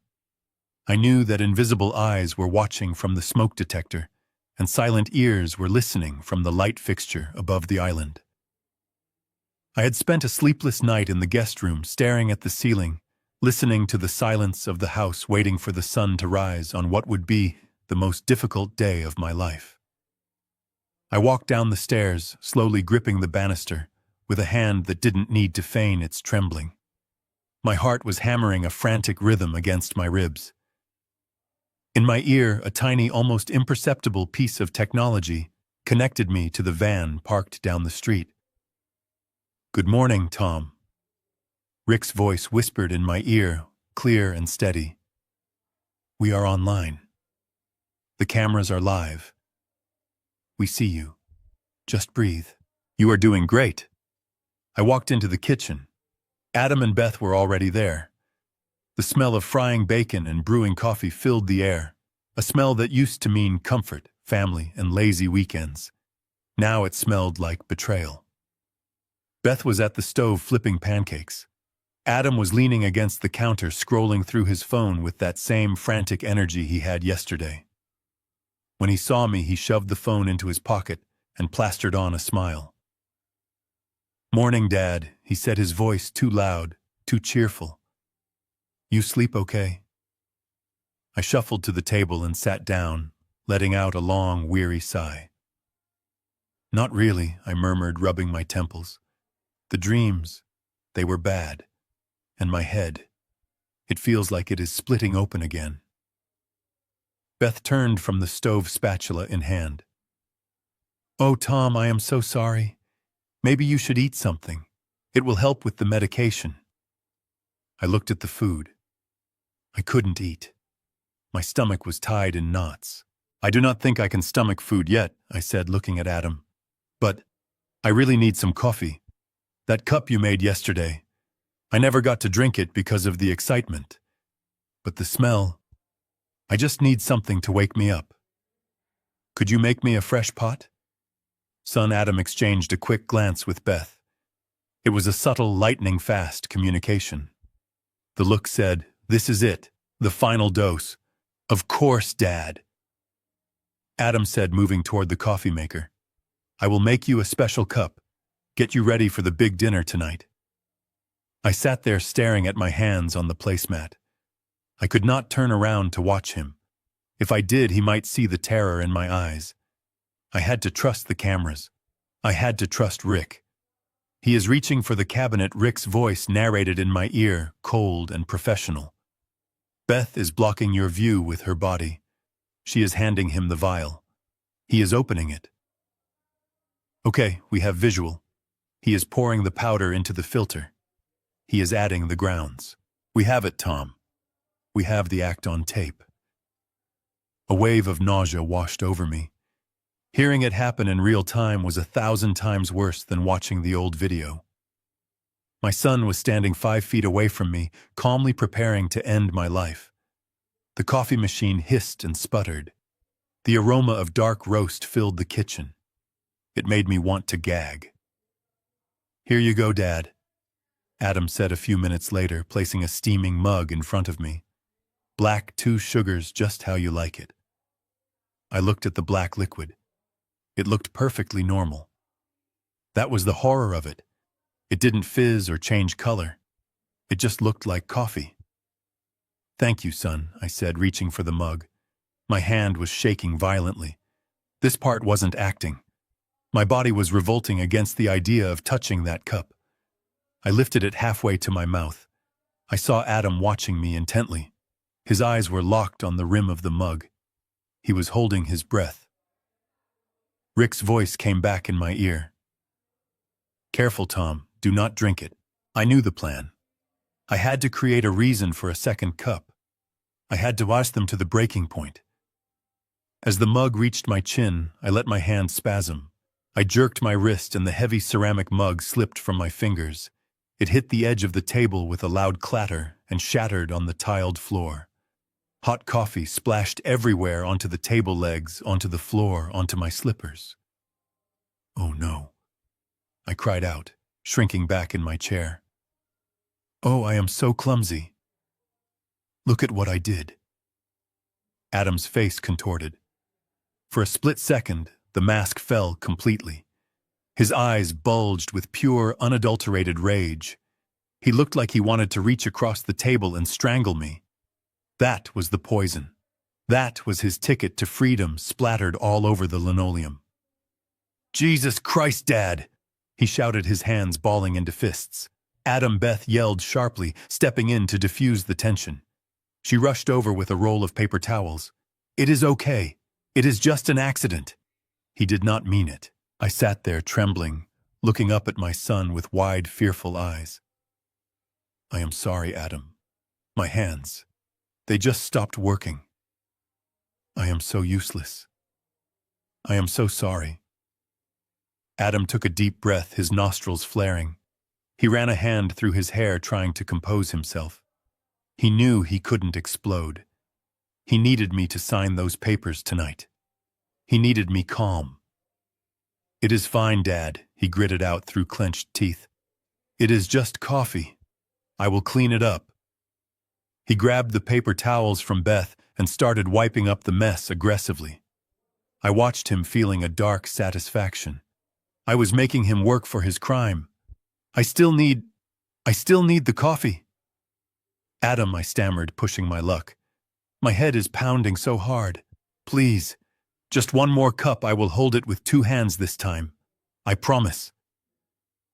Adam stopped scrubbing. He looked up at me from the floor. I saw the calculation in his eyes. Did he have enough poison left? Was it worth the risk? He stood up, throwing the sodden paper towels into the trash with more force than necessary. "Fine," he said, his voice flat and cold. "One more cup, but be careful this time." He went back to the machine. "He is going back to the vial," Rick whispered in my ear. "He is shaking it. It is the last of it, Tom. He is emptying the whole thing into the filter. He is doubling the dose. He wants to make sure this time." I felt a chill run down my spine. A double dose. He wasn't just trying to make me sick anymore. He was trying to finish me off quickly. The machine gurgled again. The second brewing seemed to take forever. The tension in the kitchen was palpable. Beth was chopping fruit at the counter with sharp staccato movements. Adam was staring at the dripping coffee like a hawk. Finally, he brought the second mug over. He did not set it down this time. He held it out to me, forcing me to take it from his hand. "Here," he said, "drink up. It will make you feel better." I reached out with both hands, clasping the warm mug. I looked into his eyes as I took it. "Thank you, Adam," I said softly. "You always know how to take care of me." I saw a flicker of something in his eyes. Shame, no, it was just impatience. Aren't you going to drink it? He asked, watching the steam rise. I brought the cup close to my lips. I smelled the bitter roast. I am, I said. But I think I need to go lie down while I drink it. The noise of the machine, the light in here, it is making my headache worse. I am going to take this upstairs, sip it slowly, and read my book for a while. I will rest up for dinner. Adam hesitated. He wanted to watch me drink it. He wanted to see it go down. But if he argued, it would look suspicious. Why would a son stop his father from resting, okay? He said slowly. But make sure you drink it all, Dad. It is getting cold. I will, I promised. Every drop. I stood up, cradling the mug of liquid death against my chest, like a precious treasure. I walked out of the kitchen, feeling their eyes burning into my back. I climbed the stairs, step by agonizing step. I did not spill a drop. When I reached the landing and turned out of their sight, I let out a breath I felt like I had been holding for an eternity. I have the package, I whispered into the air. We saw it all, Rick replied, his voice thick with relief. We have the footage, both times. And now you have the physical evidence. Secure it, Tom. Do not let that cup out of your sight. I walked into the bedroom and locked the door. I went to the closet where I had hidden a stainless steel thermos inside my winter coat pocket earlier that morning. I opened the thermos and carefully poured the poisoned coffee into it, sealing it tight. Then I rinsed the mug in the bathroom sink, drying it thoroughly to make it look used. I sat down on the edge of the bed, holding the cold thermos in my hands. Inside this metal cylinder was the proof that would send my son to prison for the rest of his life. I should have felt triumphant. We had done it. We had the trap, the bait, and the catch. But as I sat there in the silence waiting for the sun to go down and the final act to begin, I didn't feel like a winner. I felt like a man who had just survived his own execution, only to realize the executioner was the person he loved most in the world. I stared at the thermos. I wasn't drinking the poison, but the toxicity of what had just happened was already coursing through my veins, breaking my heart into pieces that no carpenter could ever fix. The evening air outside was cooling down, but inside the dining room, the heat was stifling. It was not the warmth of a hearth or a home, but the oppressive, sticky heat of anticipation. I had spent the last hour in my bedroom, mentally preparing for this performance, staring at the thermos of poisoned coffee hidden in my closet. Now, as I sat at the head of the mahogany table looking at the roast chicken Beth had prepared, I felt a profound sense of detachment. This was the table where we had celebrated Christmases, birthdays, and graduations. This was the table where Emily and I had held hands and prayed for our son's future. Now it was a crime scene waiting to happen. The chicken smelled exactly like Emily's recipe. Rosemary, lemon, and garlic. It was a cruel mimicry. Beth placed the carving knife down with a sharp clatter that made me flinch, not because I was scared, but because I was acting. I let my hand tremble as I reached for my wine glass, the Pinot Noir swirling like dark blood against the crystal. I took a sip. It tasted like ash. "Thank you, Beth," I said, my voice slurring slightly, just enough to simulate the early stages of confusion. It looks just like she used to make." Beth smiled, but her eyes did not crinkle at the corners. They remained flat and watchful. "I am glad you like it, Tom. We wanted tonight to be special." Adam was already eating, cutting his meat with aggressive, jagged motions. He was not savoring the meal. He was fueling up. He kept glancing at the sideboard where the thick manila envelope lay waiting. The papers. His salvation. My death warrant. I decided to test them one last time. I wanted to see if there was a shred of humanity left in the man sitting to my right. "Do you remember Adam?" I asked, staring at the candle flame. "Do you remember your 10th birthday, the year I built you that treehouse?" Adam sighed, chewing loudly. "Yeah, Dad, I remember. You fell out of it the first week I continued, letting a sad smile play on my lips. You broke your arm. You were so scared. You cried for hours. And your mother, she sat up with you all night. She sang to you. She rubbed your back until you fell asleep. She told me later that she would gladly break her own arm 1,000 times over if it meant taking away your pain. I looked at him, searching for a reaction, a softening of the jaw, a misty eye, anything. Adam swallowed his food and took a large gulp of wine. That was a long time ago, Dad. Why are you bringing that up now? I have been thinking about love, I said softly, about how much a parent sacrifices, about how we would die for our children. It is a powerful thing, isn't it, that kind of loyalty? Adam put his fork down. The metal scraped against the china. Look, Dad, it is great to reminisce, but we should really focus on the future. We have a lot to get through tonight. The coldness of his response settled in my chest. There it was. The final confirmation. The boy in the treehouse was dead. The man sitting next to me was a stranger who would step over my corpse to get to a bank vault. I let my head drop forward, feigning a wave of dizziness. I groaned low in my throat. Are you okay, Tom? Beth asked, her voice sharp. I do not know, I stammered, blinking rapidly. I feel so heavy. My arms, they feel like lead. And the room is spinning. Maybe that coffee. Maybe it was too strong. I saw them exchange a look. It was a look of pure electric excitement. They thought the double dose was kicking in. They thought I was fading. Adam leaned forward, his voice taking on a predatory urgency. You are just tired, Dad. It has been a long day. Let's just finish up here so you can go rest. You will feel better once everything is signed and settled. I nodded weakly. You are right. I just want to rest. I want to be with Emily. The mention of her name did not even make them flinch. We cleared the plates in silence. I stumbled as I stood up, grabbing the edge of the table for support. Adam was there, instantly gripping my arm. His grip was not supportive. It was controlling.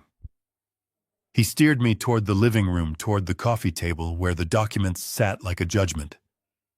Sit here, Dad, he said, pushing me gently into my armchair. Beth brought the papers over. She uncapped a pen, a heavy, expensive fountain pen that I had given Adam for his graduation. The irony was not lost on me. She placed the document in front of me, smoothing out the paper. Just sign right here, she said, pointing to the line marked Grantor. And here, and here. Then we can get you to bed. I looked at the paper. The words swam before my eyes, but I did not need to read them. I knew what they were. They were a confession, a suicide note, a transfer of power. I reached for the pen. My hand shook violently. I let the pen hover over the paper, the nib trembling just millimeters from the surface. I could feel their eyes on me. They were holding their breath. The air in the room was so thick with tension it felt solid. The only sound was the ticking of the grandfather clock in the hall. Tick, tock, tick, tock, counting down the seconds of their freedom. I cannot, I whispered. What? Adam snapped, his patience finally snapping. What do you mean you cannot? I cannot see the line. I lied. It is all blurry. Just sign where my finger is. Adam practically shouted, jabbing his finger onto the paper. Right here, Dad, just do it. I took a deep breath. The time for acting was over. The time for the truth had arrived. I stopped shaking. I let my hand go still. The pen stopped trembling. I sat up straighter in the chair, my spine locking into place. I lifted my head and looked up. I did not look at the paper. I looked directly at Adam. Then I looked at Beth. I let the confusion drain from my face. I let the weakness vanish from my eyes. I replaced it with the cold, hard stare of a man who knows everything. The change was subtle at first, but I saw the moment they noticed it. Adam frowned, confusing, replacing the anger on his face. Beth took a half step back, her hand going to her throat. "Dad," Adam said, his voice wavering slightly. I placed the pen down on the table with a deliberate, slow click. I folded my hands in my lap. "Before I sign," I said, my voice clear, steady, and resonant, devoid of any slur or stutter, "I have one question for you." The silence that followed was terrified. They stared at me, paralyzed by the sudden transformation of the senile old man into the patriarch they used to fear. What is it?" Adam whispered.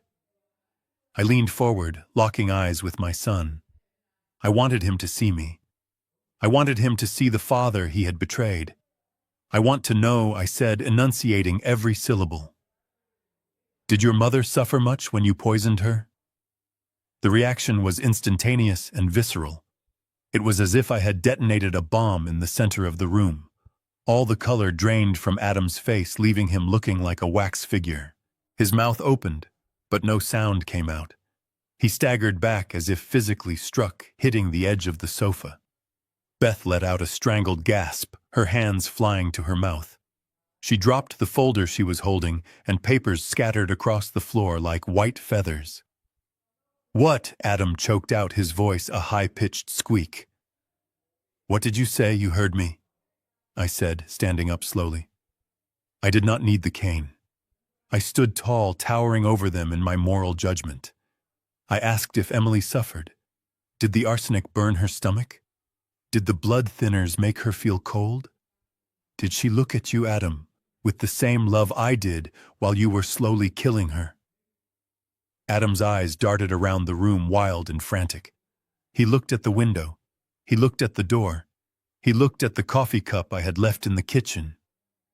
You are crazy," he stammered, sweat breaking out instantly on his forehead. "You are senile. You do not know what you are talking about, do I not?" I asked, my voice rising. "I know about the gambling debts, Adam. $2 million. I know about the embezzlement from Griffin's company. I know about the arsenic in the toxicology report.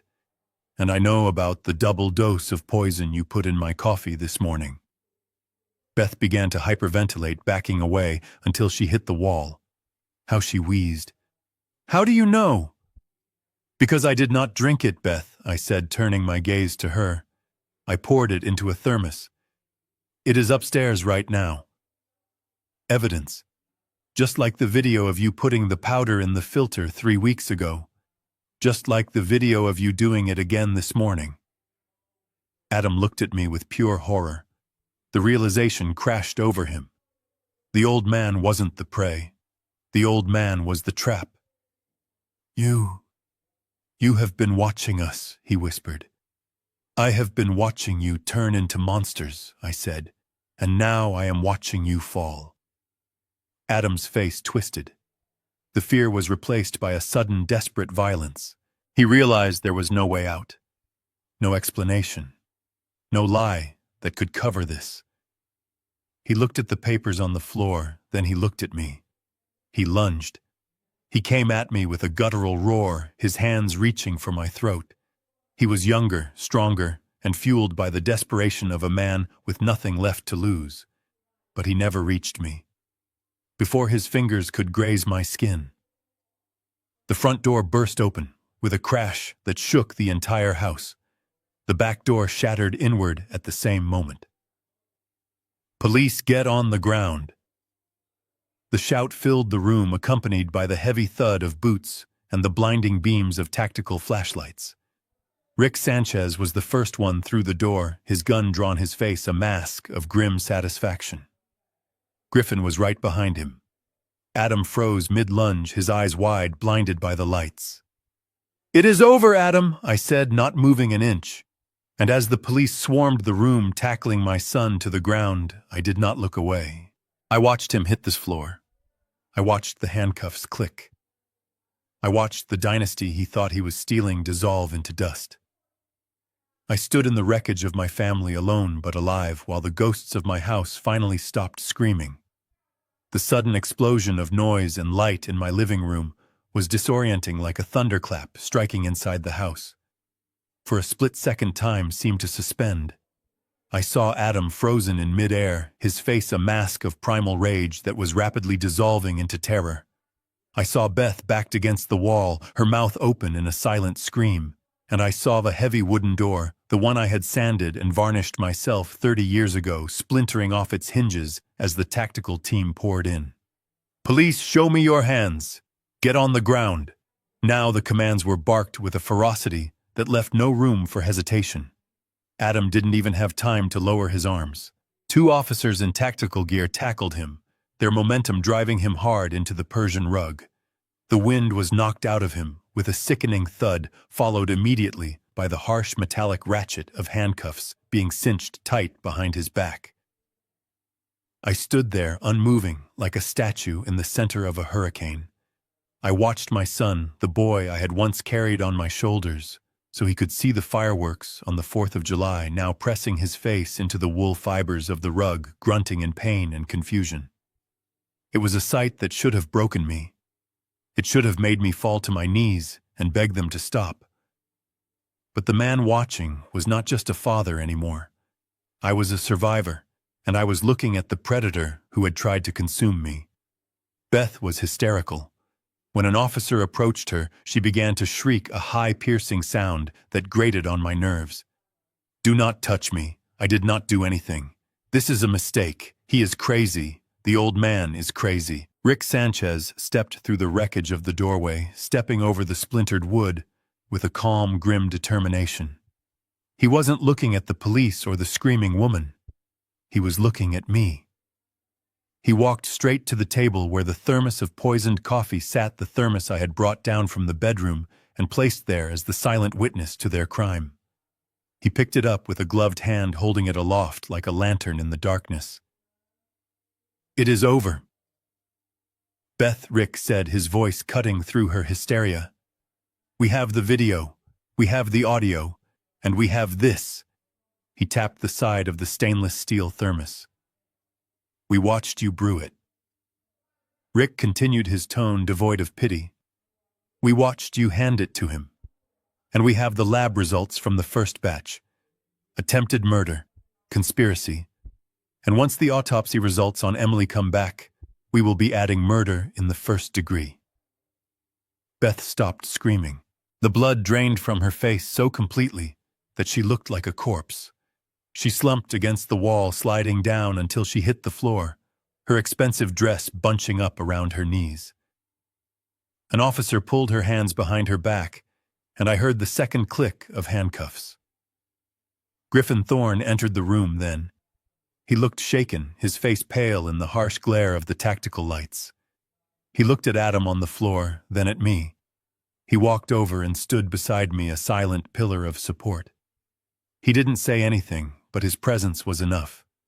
It was a reminder that while I had lost my blood family, I still had people who valued my life.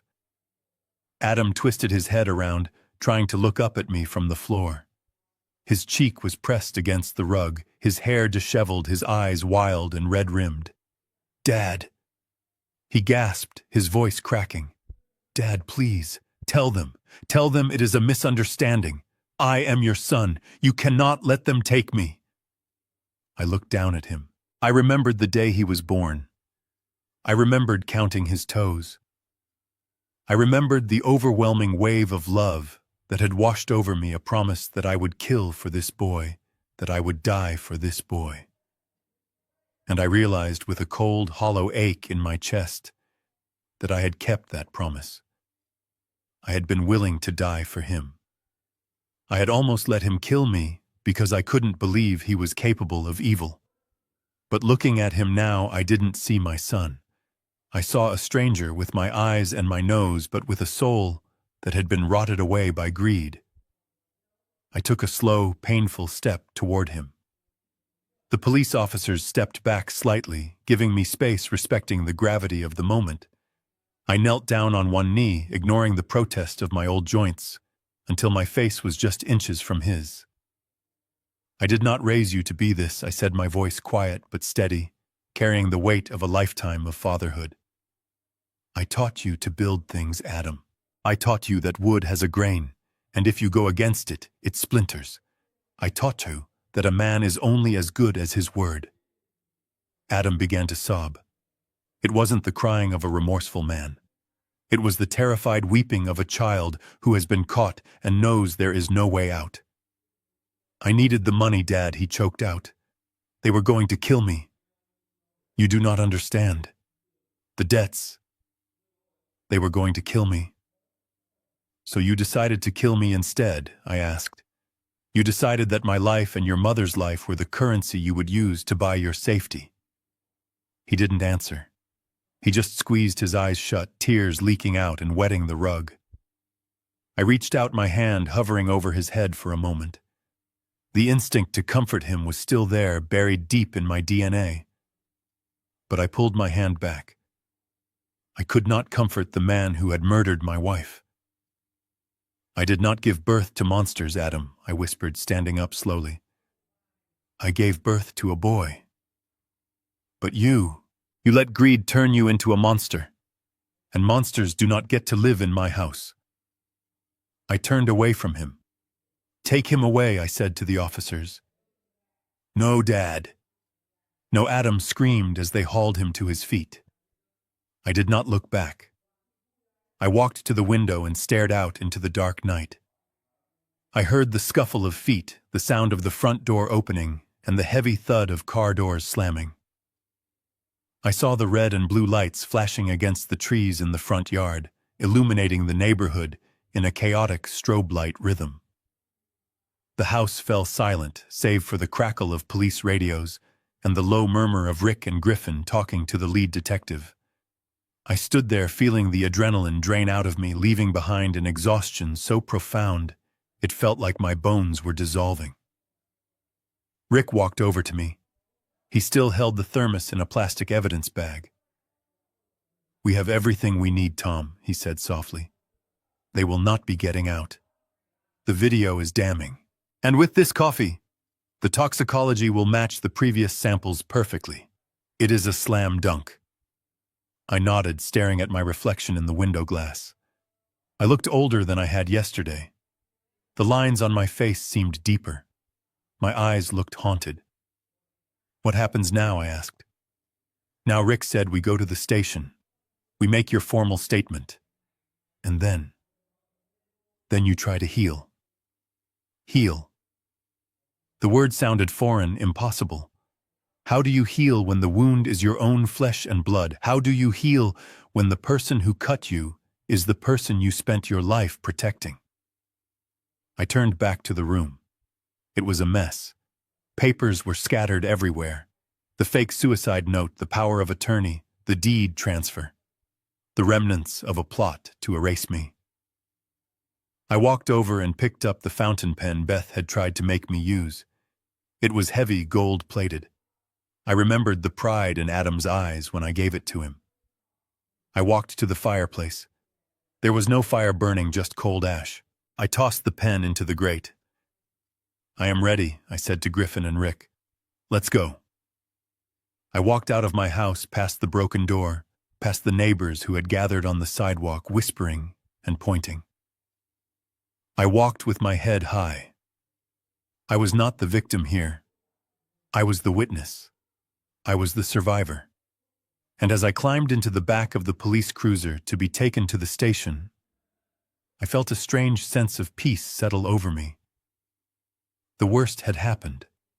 The betrayal was absolute. But I was still standing. My heart was broken, yes, but my dignity was intact. And in a world where my own son would sell me for parts, dignity was the only treasure I had left to protect. The interrogation room was cold and smelled of stale coffee and industrial cleaner, but it was the office of my new attorney, Ms. Nina Ramirez, where the true chill set in. It was 3 days after the police had swarmed my home, 3 days since I watched my son being dragged away in handcuffs. I had spent those days in a haze of interviews, medical checkups, and sleepless nights in a hotel room provided by the district attorney. I could not go back to the house. Not yet. It was still a crime scene wrapped in yellow tape, a monument to the family I thought I had. Nina sat across from me at a wide glass desk.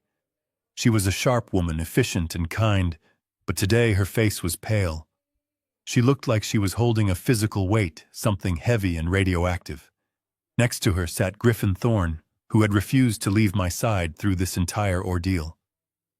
Tom, Nina began, her voice soft but serious. We need to show you something. When the police searched the house, they confiscated the folder Adam and Beth were trying to force you to sign. I nodded slowly. The power of attorney, I said. They wanted control of the assets. They wanted to sell the house and put me in a home. Nina exchanged a dark look with Griffin. She slid a document across the desk toward me. It was inside a plastic evidence sleeve. It was not a power of attorney, Tom, she said. Read it. I looked down at the paper. It was typed on plain white paper, no legal letterhead. At the bottom, there was a single line for a signature. My signature. I began to read. To whom it may concern, I, Thomas Harrison, being of sound mind, write this confession to clear my conscience before I take my own life. I can no longer live with the guilt of what I have done. For the past 6 months, I have been slowly poisoning my wife, Emily. I did it because I was jealous. I did it because I was tired of her controlling nature. I slipped the arsenic into her food. I watched her fade away, and I felt nothing but relief. But now that she is gone, the ghosts are haunting me. I cannot sleep. I cannot eat. I realize now that I am a monster. I do not deserve to live. I have decided to end my suffering the same way I ended hers. My breath caught in my throat. I read the next paragraph. I leave all my worldly possessions, my home, my savings, and the insurance payouts to my beloved son Adam and his wife Beth. They are innocent in this. They tried to help me, but I was too far gone. Please do not investigate them. They are the only light in my dark world. Goodbye. I dropped the paper. It fluttered to the desk like a dead leaf. I felt like I had been punched in the gut. I wrapped my arms around my stomach, physically sickened. They were going to frame me, I whispered, my voice trembling with horror. Griffin leaned forward, his eyes burning with anger. It was the perfect crime, Tom. If you had drunk that coffee, you would have died of a heart attack or an overdose. The police would have found your body. And right next to it, they would have found this note. Nina tapped the document. Think about it. The autopsy on Emily is coming back with high levels of arsenic. The police would have opened a homicide investigation. Suspicion might have fallen on the people who had access to her, you, Adam, Beth. But this note wraps it all up in a neat little bow. I stared at the wall, seeing the entire diabolical plan unfold in my mind. They weren't just going to kill me. They were going to murder my reputation. They were going to destroy my legacy.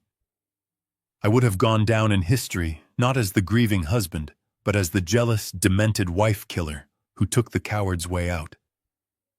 Emily's memory would have been tainted by the lie that her husband murdered her. Adam would have played the grieving orphan weeping at the funeral of the parents who tragically destroyed each other. Why, I asked, tears streaming down my face. Why go to such lengths? Why destroy my name? Rick Sanchez entered the room then. He had been out following the money trail. He looked exhausted, but he held a file in his hand. Because they needed the case closed immediately, Rick said, sitting down next to me. He opened the file and spread out bank records and grainy surveillance photos of Adam meeting with men in the back of a dimly lit club. We found the motive, Tom. It is not just gambling debt. It is who he owes the money to. Rick pointed to a photo of a man with a scar running down his cheek. This is Victor. He runs a loan shark operation out of the shipping yards. Adam didn't just borrow money for poker. He borrowed money to try and save his failing business. Then he gambled to try and pay it back. He is in the hole for $2.3 million. $2 million, I whispered. Rick nodded. And these aren't the kind of people who send you a late notice. They gave Adam a deadline, end of the month. Or they were going to kill him, and they were going to kill Beth. I looked at the dates on the bank statements. The deadline was in 2 days. Nina picked up the thread. That is why they were so desperate. That is why they couldn't wait for probate. That is why they couldn't risk a long police investigation into Emily's death. If the police were sniffing around, the insurance company would freeze the payout. Adam needed that money now. By framing you, Griffin added, his voice low and disgusted.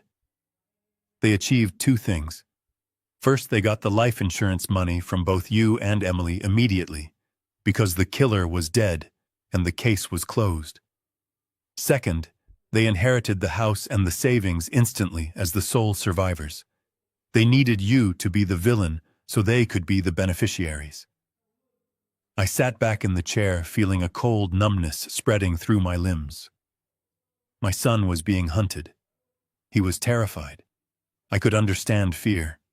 I could understand desperation. But instead of coming to me, instead of asking his father for help, he decided to sacrifice me. He decided to turn me into a murderer in the eyes of the world to save his own skin. He was going to let me die thinking I was a monster, I said softly. No, Nina corrected gently. He was going to let the world think you were a monster. But you knew the truth. And now we all know the truth. I looked at the fake suicide note again. I saw the line where Adam had tried to force my hand. Just sign here, Dad. It is just a standard form. If I had signed that, if I hadn't seen the shaking in his hands, if I hadn't heard the whisper at the funeral, I would be dead, I said, and everyone I ever knew would hate me. Nina gathered the papers back into the file. But you didn't sign it, Tom. And this piece of paper is the final nail in their coffin. It proves premeditation. It proves malice. It proves that this wasn't a crime of passion. It was a cold, calculated execution. I stood up and walked to the window of the office. Below, the city was moving on. People were walking to work, buying coffee, living their lives. They had no idea that in a quiet office above them, a man was looking at the wreckage of his entire existence. I thought about Adam. I thought about the fear he must have felt with the loan sharks breathing down his neck. But then I thought about Emily. I thought about her drinking that tea, trusting her son, while the poison slowly shut down her heart. He had a choice, I said to the reflection in the glass. He could have come to me. I would have sold the house. I would have sold the workshop. I would have given him everything I had to pay off those debts. I would have saved him. Griffin came up beside me. I know you would have, Tom. But he didn't ask, I whispered. He didn't want my help. He wanted my death. I turned back to them.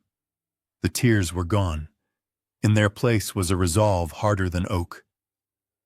Give the note to the district attorney, I said. Give them everything. I want the world to know what he did. I want Emily's name cleared. And I want to make sure that he never, ever hurts anyone again. Nina nodded. We will. The arraignment is tomorrow. They are being charged with 2 counts of first-degree murder. 1 actual, 1 attempted. And with this note, plus the debt records, we have motive, means, and opportunity. They are never getting out, Tom. I looked at the empty chair where my son should have been sitting, asking for forgiveness. Good, I said. Because the son I loved died a long time ago. The man in that cell is just a stranger who owes a debt, and this time he is going to pay it with his life. 6 months is a long time to wait for justice, but it goes by in a blink when you are preparing to send your own blood to prison. The seasons had changed outside the courthouse walls. The winter chill that had surrounded Emily's funeral had given way to a bright, indifferent summer. But inside the courtroom, the air remained cold and sterile. I sat on the hard wooden bench in the front row, smoothing the fabric of my dark suit. It was the same suit I had worn to bury my wife, but the man wearing it was different. The poison was gone from my blood. The fog had lifted from my mind, and the broken heart I had nursed in the darkness of my home had calcified into something harder, something that beat with the steady rhythm of duty rather than love. When the bailiff called my name, I stood up. I did not need a cane. I did not stumble. I walked to the witness stand with the stride of a man who has nothing left to hide and nothing left to fear. I placed my hand on the Bible, the same book I had read to Adam from when he was a boy, and I swore to tell the truth. As I sat down, I finally allowed myself to look at the defense table. Adam and Beth were sitting there. Prison had not been kind to them. The expensive suits and manicured looks were gone. Adam looked gaunt, his skin sallow, his posture defeated. He was wearing an ill-fitting gray suit provided by his public defender. Beth looked small, her hair dull, her eyes darting around the room like a trapped animal. When Adam met my gaze, I saw a flicker of hope. He was looking for his father. He was looking for the man who used to fix his toys and pay his debts. But that man was not on the witness stand. The witness was Thomas Harrison, a citizen, a widower, and a survivor of attempted murder. Mr. Harrison, the district attorney, began, his voice echoing in the high-ceilinged room. Can you tell the jury what happened on the morning of March 14th? I leaned into the microphone. My voice was deep and steady, filling the silence. That was the morning my son tried to finish what he started, I said. That was the morning he served me a second dose of arsenic and warfarin, believing I was too senile to notice. The defense attorney tried to object, but I kept talking. I looked directly at the jury. 12 strangers who held the fate of my family in their hands. He handed me a cup of death, I continued. He smiled when he did it. He told me it would make me feel better, just like he told his mother that the vitamins he gave her would help her recover. Adam flinched as if I had struck him. He looked down at the table, unable to hold my gaze. For 3 hours I answered questions. I recounted the months of illness, the confusion, the headaches. I described the discovery of the embezzlement. I explained the fake suicide note they had drafted, forcing the jury to look at the cold, premeditated nature of their plan. I was not emotional. I did not cry. I laid out the facts like I was laying bricks for a foundation, solid, undeniable, and permanent. The prosecutor played the video. The courtroom screens flickered to life, showing the black and white footage of my kitchen. The silence in the room was absolute as everyone watched Beth pour the powder. They watched Adam laugh. They watched the domestic normalcy of evil. When the video ended, the prosecutor asked me one final question. Mr. Harrison, why do you think they did this? I looked at Adam. I wanted him to hear this. Because they loved money more than they loved people, I said. Because they thought I was weak. They thought I was just a clueless old man who had served his purpose. They forgot that before I was a father, I was a man who built things to last. And I will not let them tear down my wife's memory for a gambling debt. The trial lasted 2 weeks, but the verdict took only 4 hours. I was sitting in the gallery when the jury foreman stood up. Adam was gripping the edge of the table, his knuckles white. Beth was trembling, tears streaming down her face, whispering a prayer she had no right to pray. We, the jury, find the defendant, Adam Harrison, guilty of murder in the first degree and attempted murder in the first degree. We, the jury, find the defendant, Beth Harrison, guilty of murder in the first degree and conspiracy to commit murder. The words hung in the air, heavy and final. The judge's gavel banged down, sounding like the closing of a coffin lid. He looked at them with zero sympathy. Given the heinous nature of these crimes, the betrayal of trust, and the predatory targeting of vulnerable family members, I am sentencing you both to life in prison without the possibility of parole. Beth screamed. It was a raw, ugly sound. She collapsed into her chair, sobbing about how it wasn't fair. Adam did not scream. He just slumped forward, his head hitting the table. I stood up. I buttoned my jacket. I watched the bailiffs move in to take them away. They hauled Adam up. He looked broken. He looked young again, like the boy who used to come to me when he had nightmares. He turned his head as they led him toward the side door. He found me in the crowd. "Dad," he mouthed. He didn't ask for help this time. He just said the word, acknowledging the bond he had severed. I looked at him. I did not look away. I did not offer him a smile of forgiveness, nor did I give him a scowl of hatred. I just looked at him with the neutral, distant gaze of a stranger. I was witnessing the funeral of my son. The physical body was still walking, but the person I loved was gone. As the heavy door buzzed open and the bailiff pushed him through, Adam looked back one last time. The door slammed shut, cutting off his view of the free world forever. I felt a sudden sharp sting in my right eye. I reached up and touched my cheek. A single tear had escaped. I looked at it on my finger. It was not a tear of pity. He deserved every day of the sentence he had received. He had killed Emily. He had tried to kill me. He was a monster of his own making. No, this tear was for the past. It was for the memory of the treehouse. It was for the fishing trips. It was for the potential that had been wasted. It was a goodbye to the illusion of the perfect family I thought I had built. I wiped the tear away with my thumb. It dried quickly. "Mr. Harrison," I turned. It was Griffin. He was standing at the end of the aisle looking at me with concern. "Are you okay, Tom?" I took a deep breath. The air in the courtroom tasted different now. It tasted clean. The weight that had been crushing my chest for 6 months was gone. "I am," I said, and for the first time in a long time I meant it. I walked out of the courtroom, my steps echoing on the marble floor.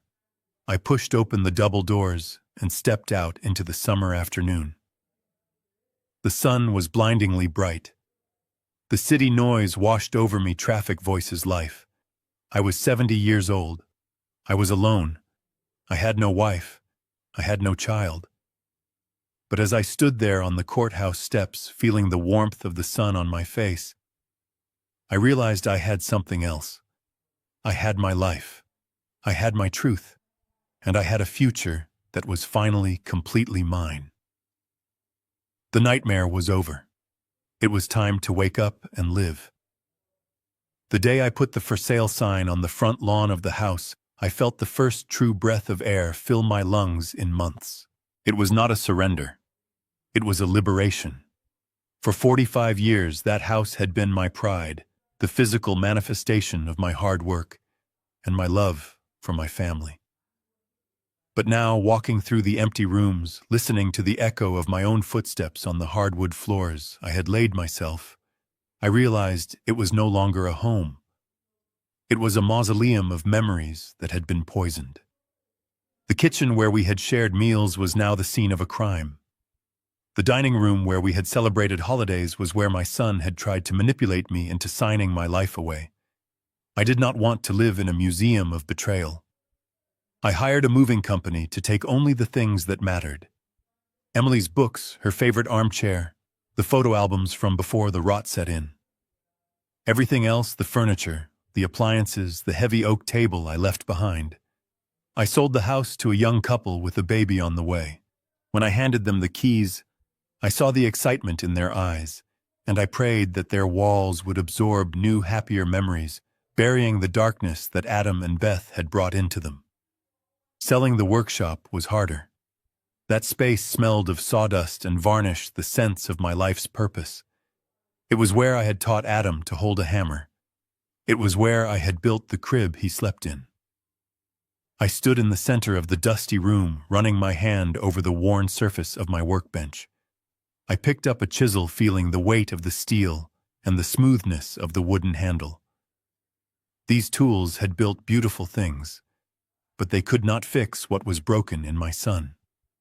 I sold the equipment to a local trade school, hoping that the next generation of carpenters would learn not just the craft, but the integrity that goes with it. As I locked the heavy metal doors for the last time, I did not look back. I was 70 years old, and I was starting over with nothing but a suitcase and a clear conscience. Griffin Thorne did not let me fade away into obscurity. He became more than just my wife's boss. He became the brother I never had. We channeled our shared grief and anger into something constructive. We used a portion of Emily's insurance money and the funds from the sale of the house to establish the Emily Harrison Foundation. We rented a small office downtown not far from the building where Griffin and Rick had saved my life. Our mission was simple but vital. We wanted to provide legal and financial protection for the elderly. We wanted to be the shield for those whose families had become their predators. Every day I went to that office. I answered phones. I listened to the stories of men and women who were being coerced, manipulated, and drained dry by their own children. I heard my own story reflected in their trembling voices.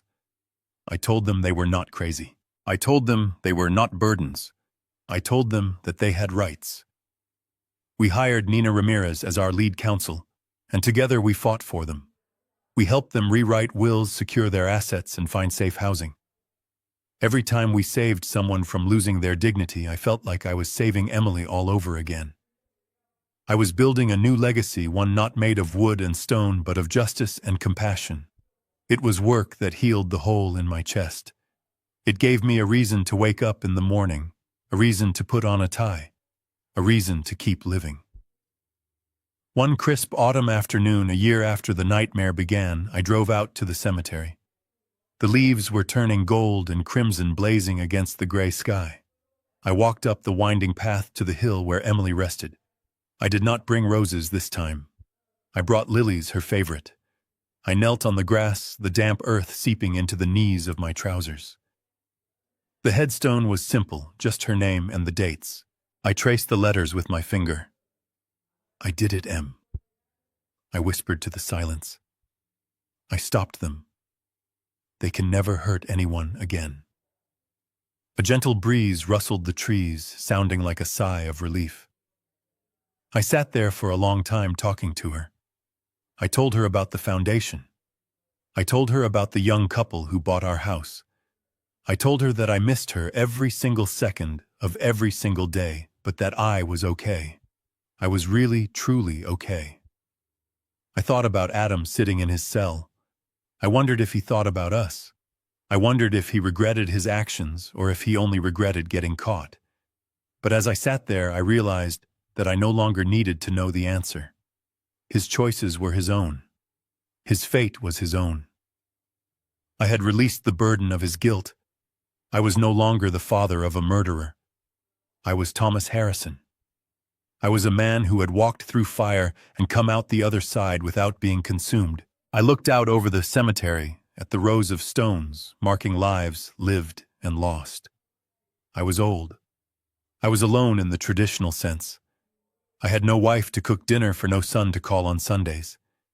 But I did not feel lonely. I felt a profound, quiet freedom. I was safe. I slept soundly at night without fear of what was in my drink. I walked down the street with my head held high. I had protected my dignity. I had honored my wife. And I had discovered a truth that many people spend their whole lives searching for but never find. Family is not just blood. Blood is biology. It is an accident of birth. True family is respect. It is loyalty. It is the people who stand by you when the world is falling apart. It is Griffin who risked everything to warn me. It is Rick who fought for a stranger. It is Nina who gave me a voice. And it is the memory of the woman who loved me enough to save me from beyond the grave. When blood becomes poison, when the people who are supposed to nurture you start to feed on you, you have to cut the limb to save the body. It is the hardest thing a human being can do to sever the tie with their own child. But sometimes it is the only way to survive. I stood up, brushing the grass from my pants. I touched the top of the headstone one last time. "Rest well, my love," I said. "I will see you when my work here is done." I walked back down the hill, the sun breaking through the clouds and warming my back. I got into my car and drove away, leaving the dead to the dead and driving toward the living. My life was different now. It was smaller, quieter, but it was mine. And for the first time in a long time, the road ahead looked clear. This story is a warning, but it is also a promise. It is a promise that no matter how old you are, no matter how betrayed you feel, you are never powerless. You have a voice, you have rights, and you have the strength to redefine what family means to you. If you are watching this and you feel that knot of fear in your stomach, when you look at the people you live with, listen to it. Trust your gut. You are worth protecting. Thank you for listening to my story. I hope it gives you the courage to face whatever battles you are fighting. Here's a lesson I learned from this painful journey. Trust is a beautiful thing, but it should never be blind. The most dangerous betrayals often come from the places we least expect, our own homes. We are taught that family is sacred, that parents and children have an unbreakable bond. But love is an action, not just a title. When someone, no matter who they are, shows you through their actions that they value your assets more than your life, believe them. Do not let nostalgia cloud your judgment. Protect yourself, protect your peace, and remember that you have the right to be safe even from your own blood. If this story touched you, please hit the like button and subscribe to the channel. Share this video with someone who might need to hear it.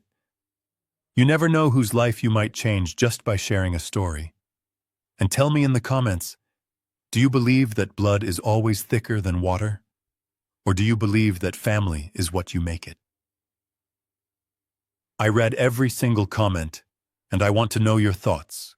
Until next time, stay safe, stay strong, and never be afraid to stand up for yourself.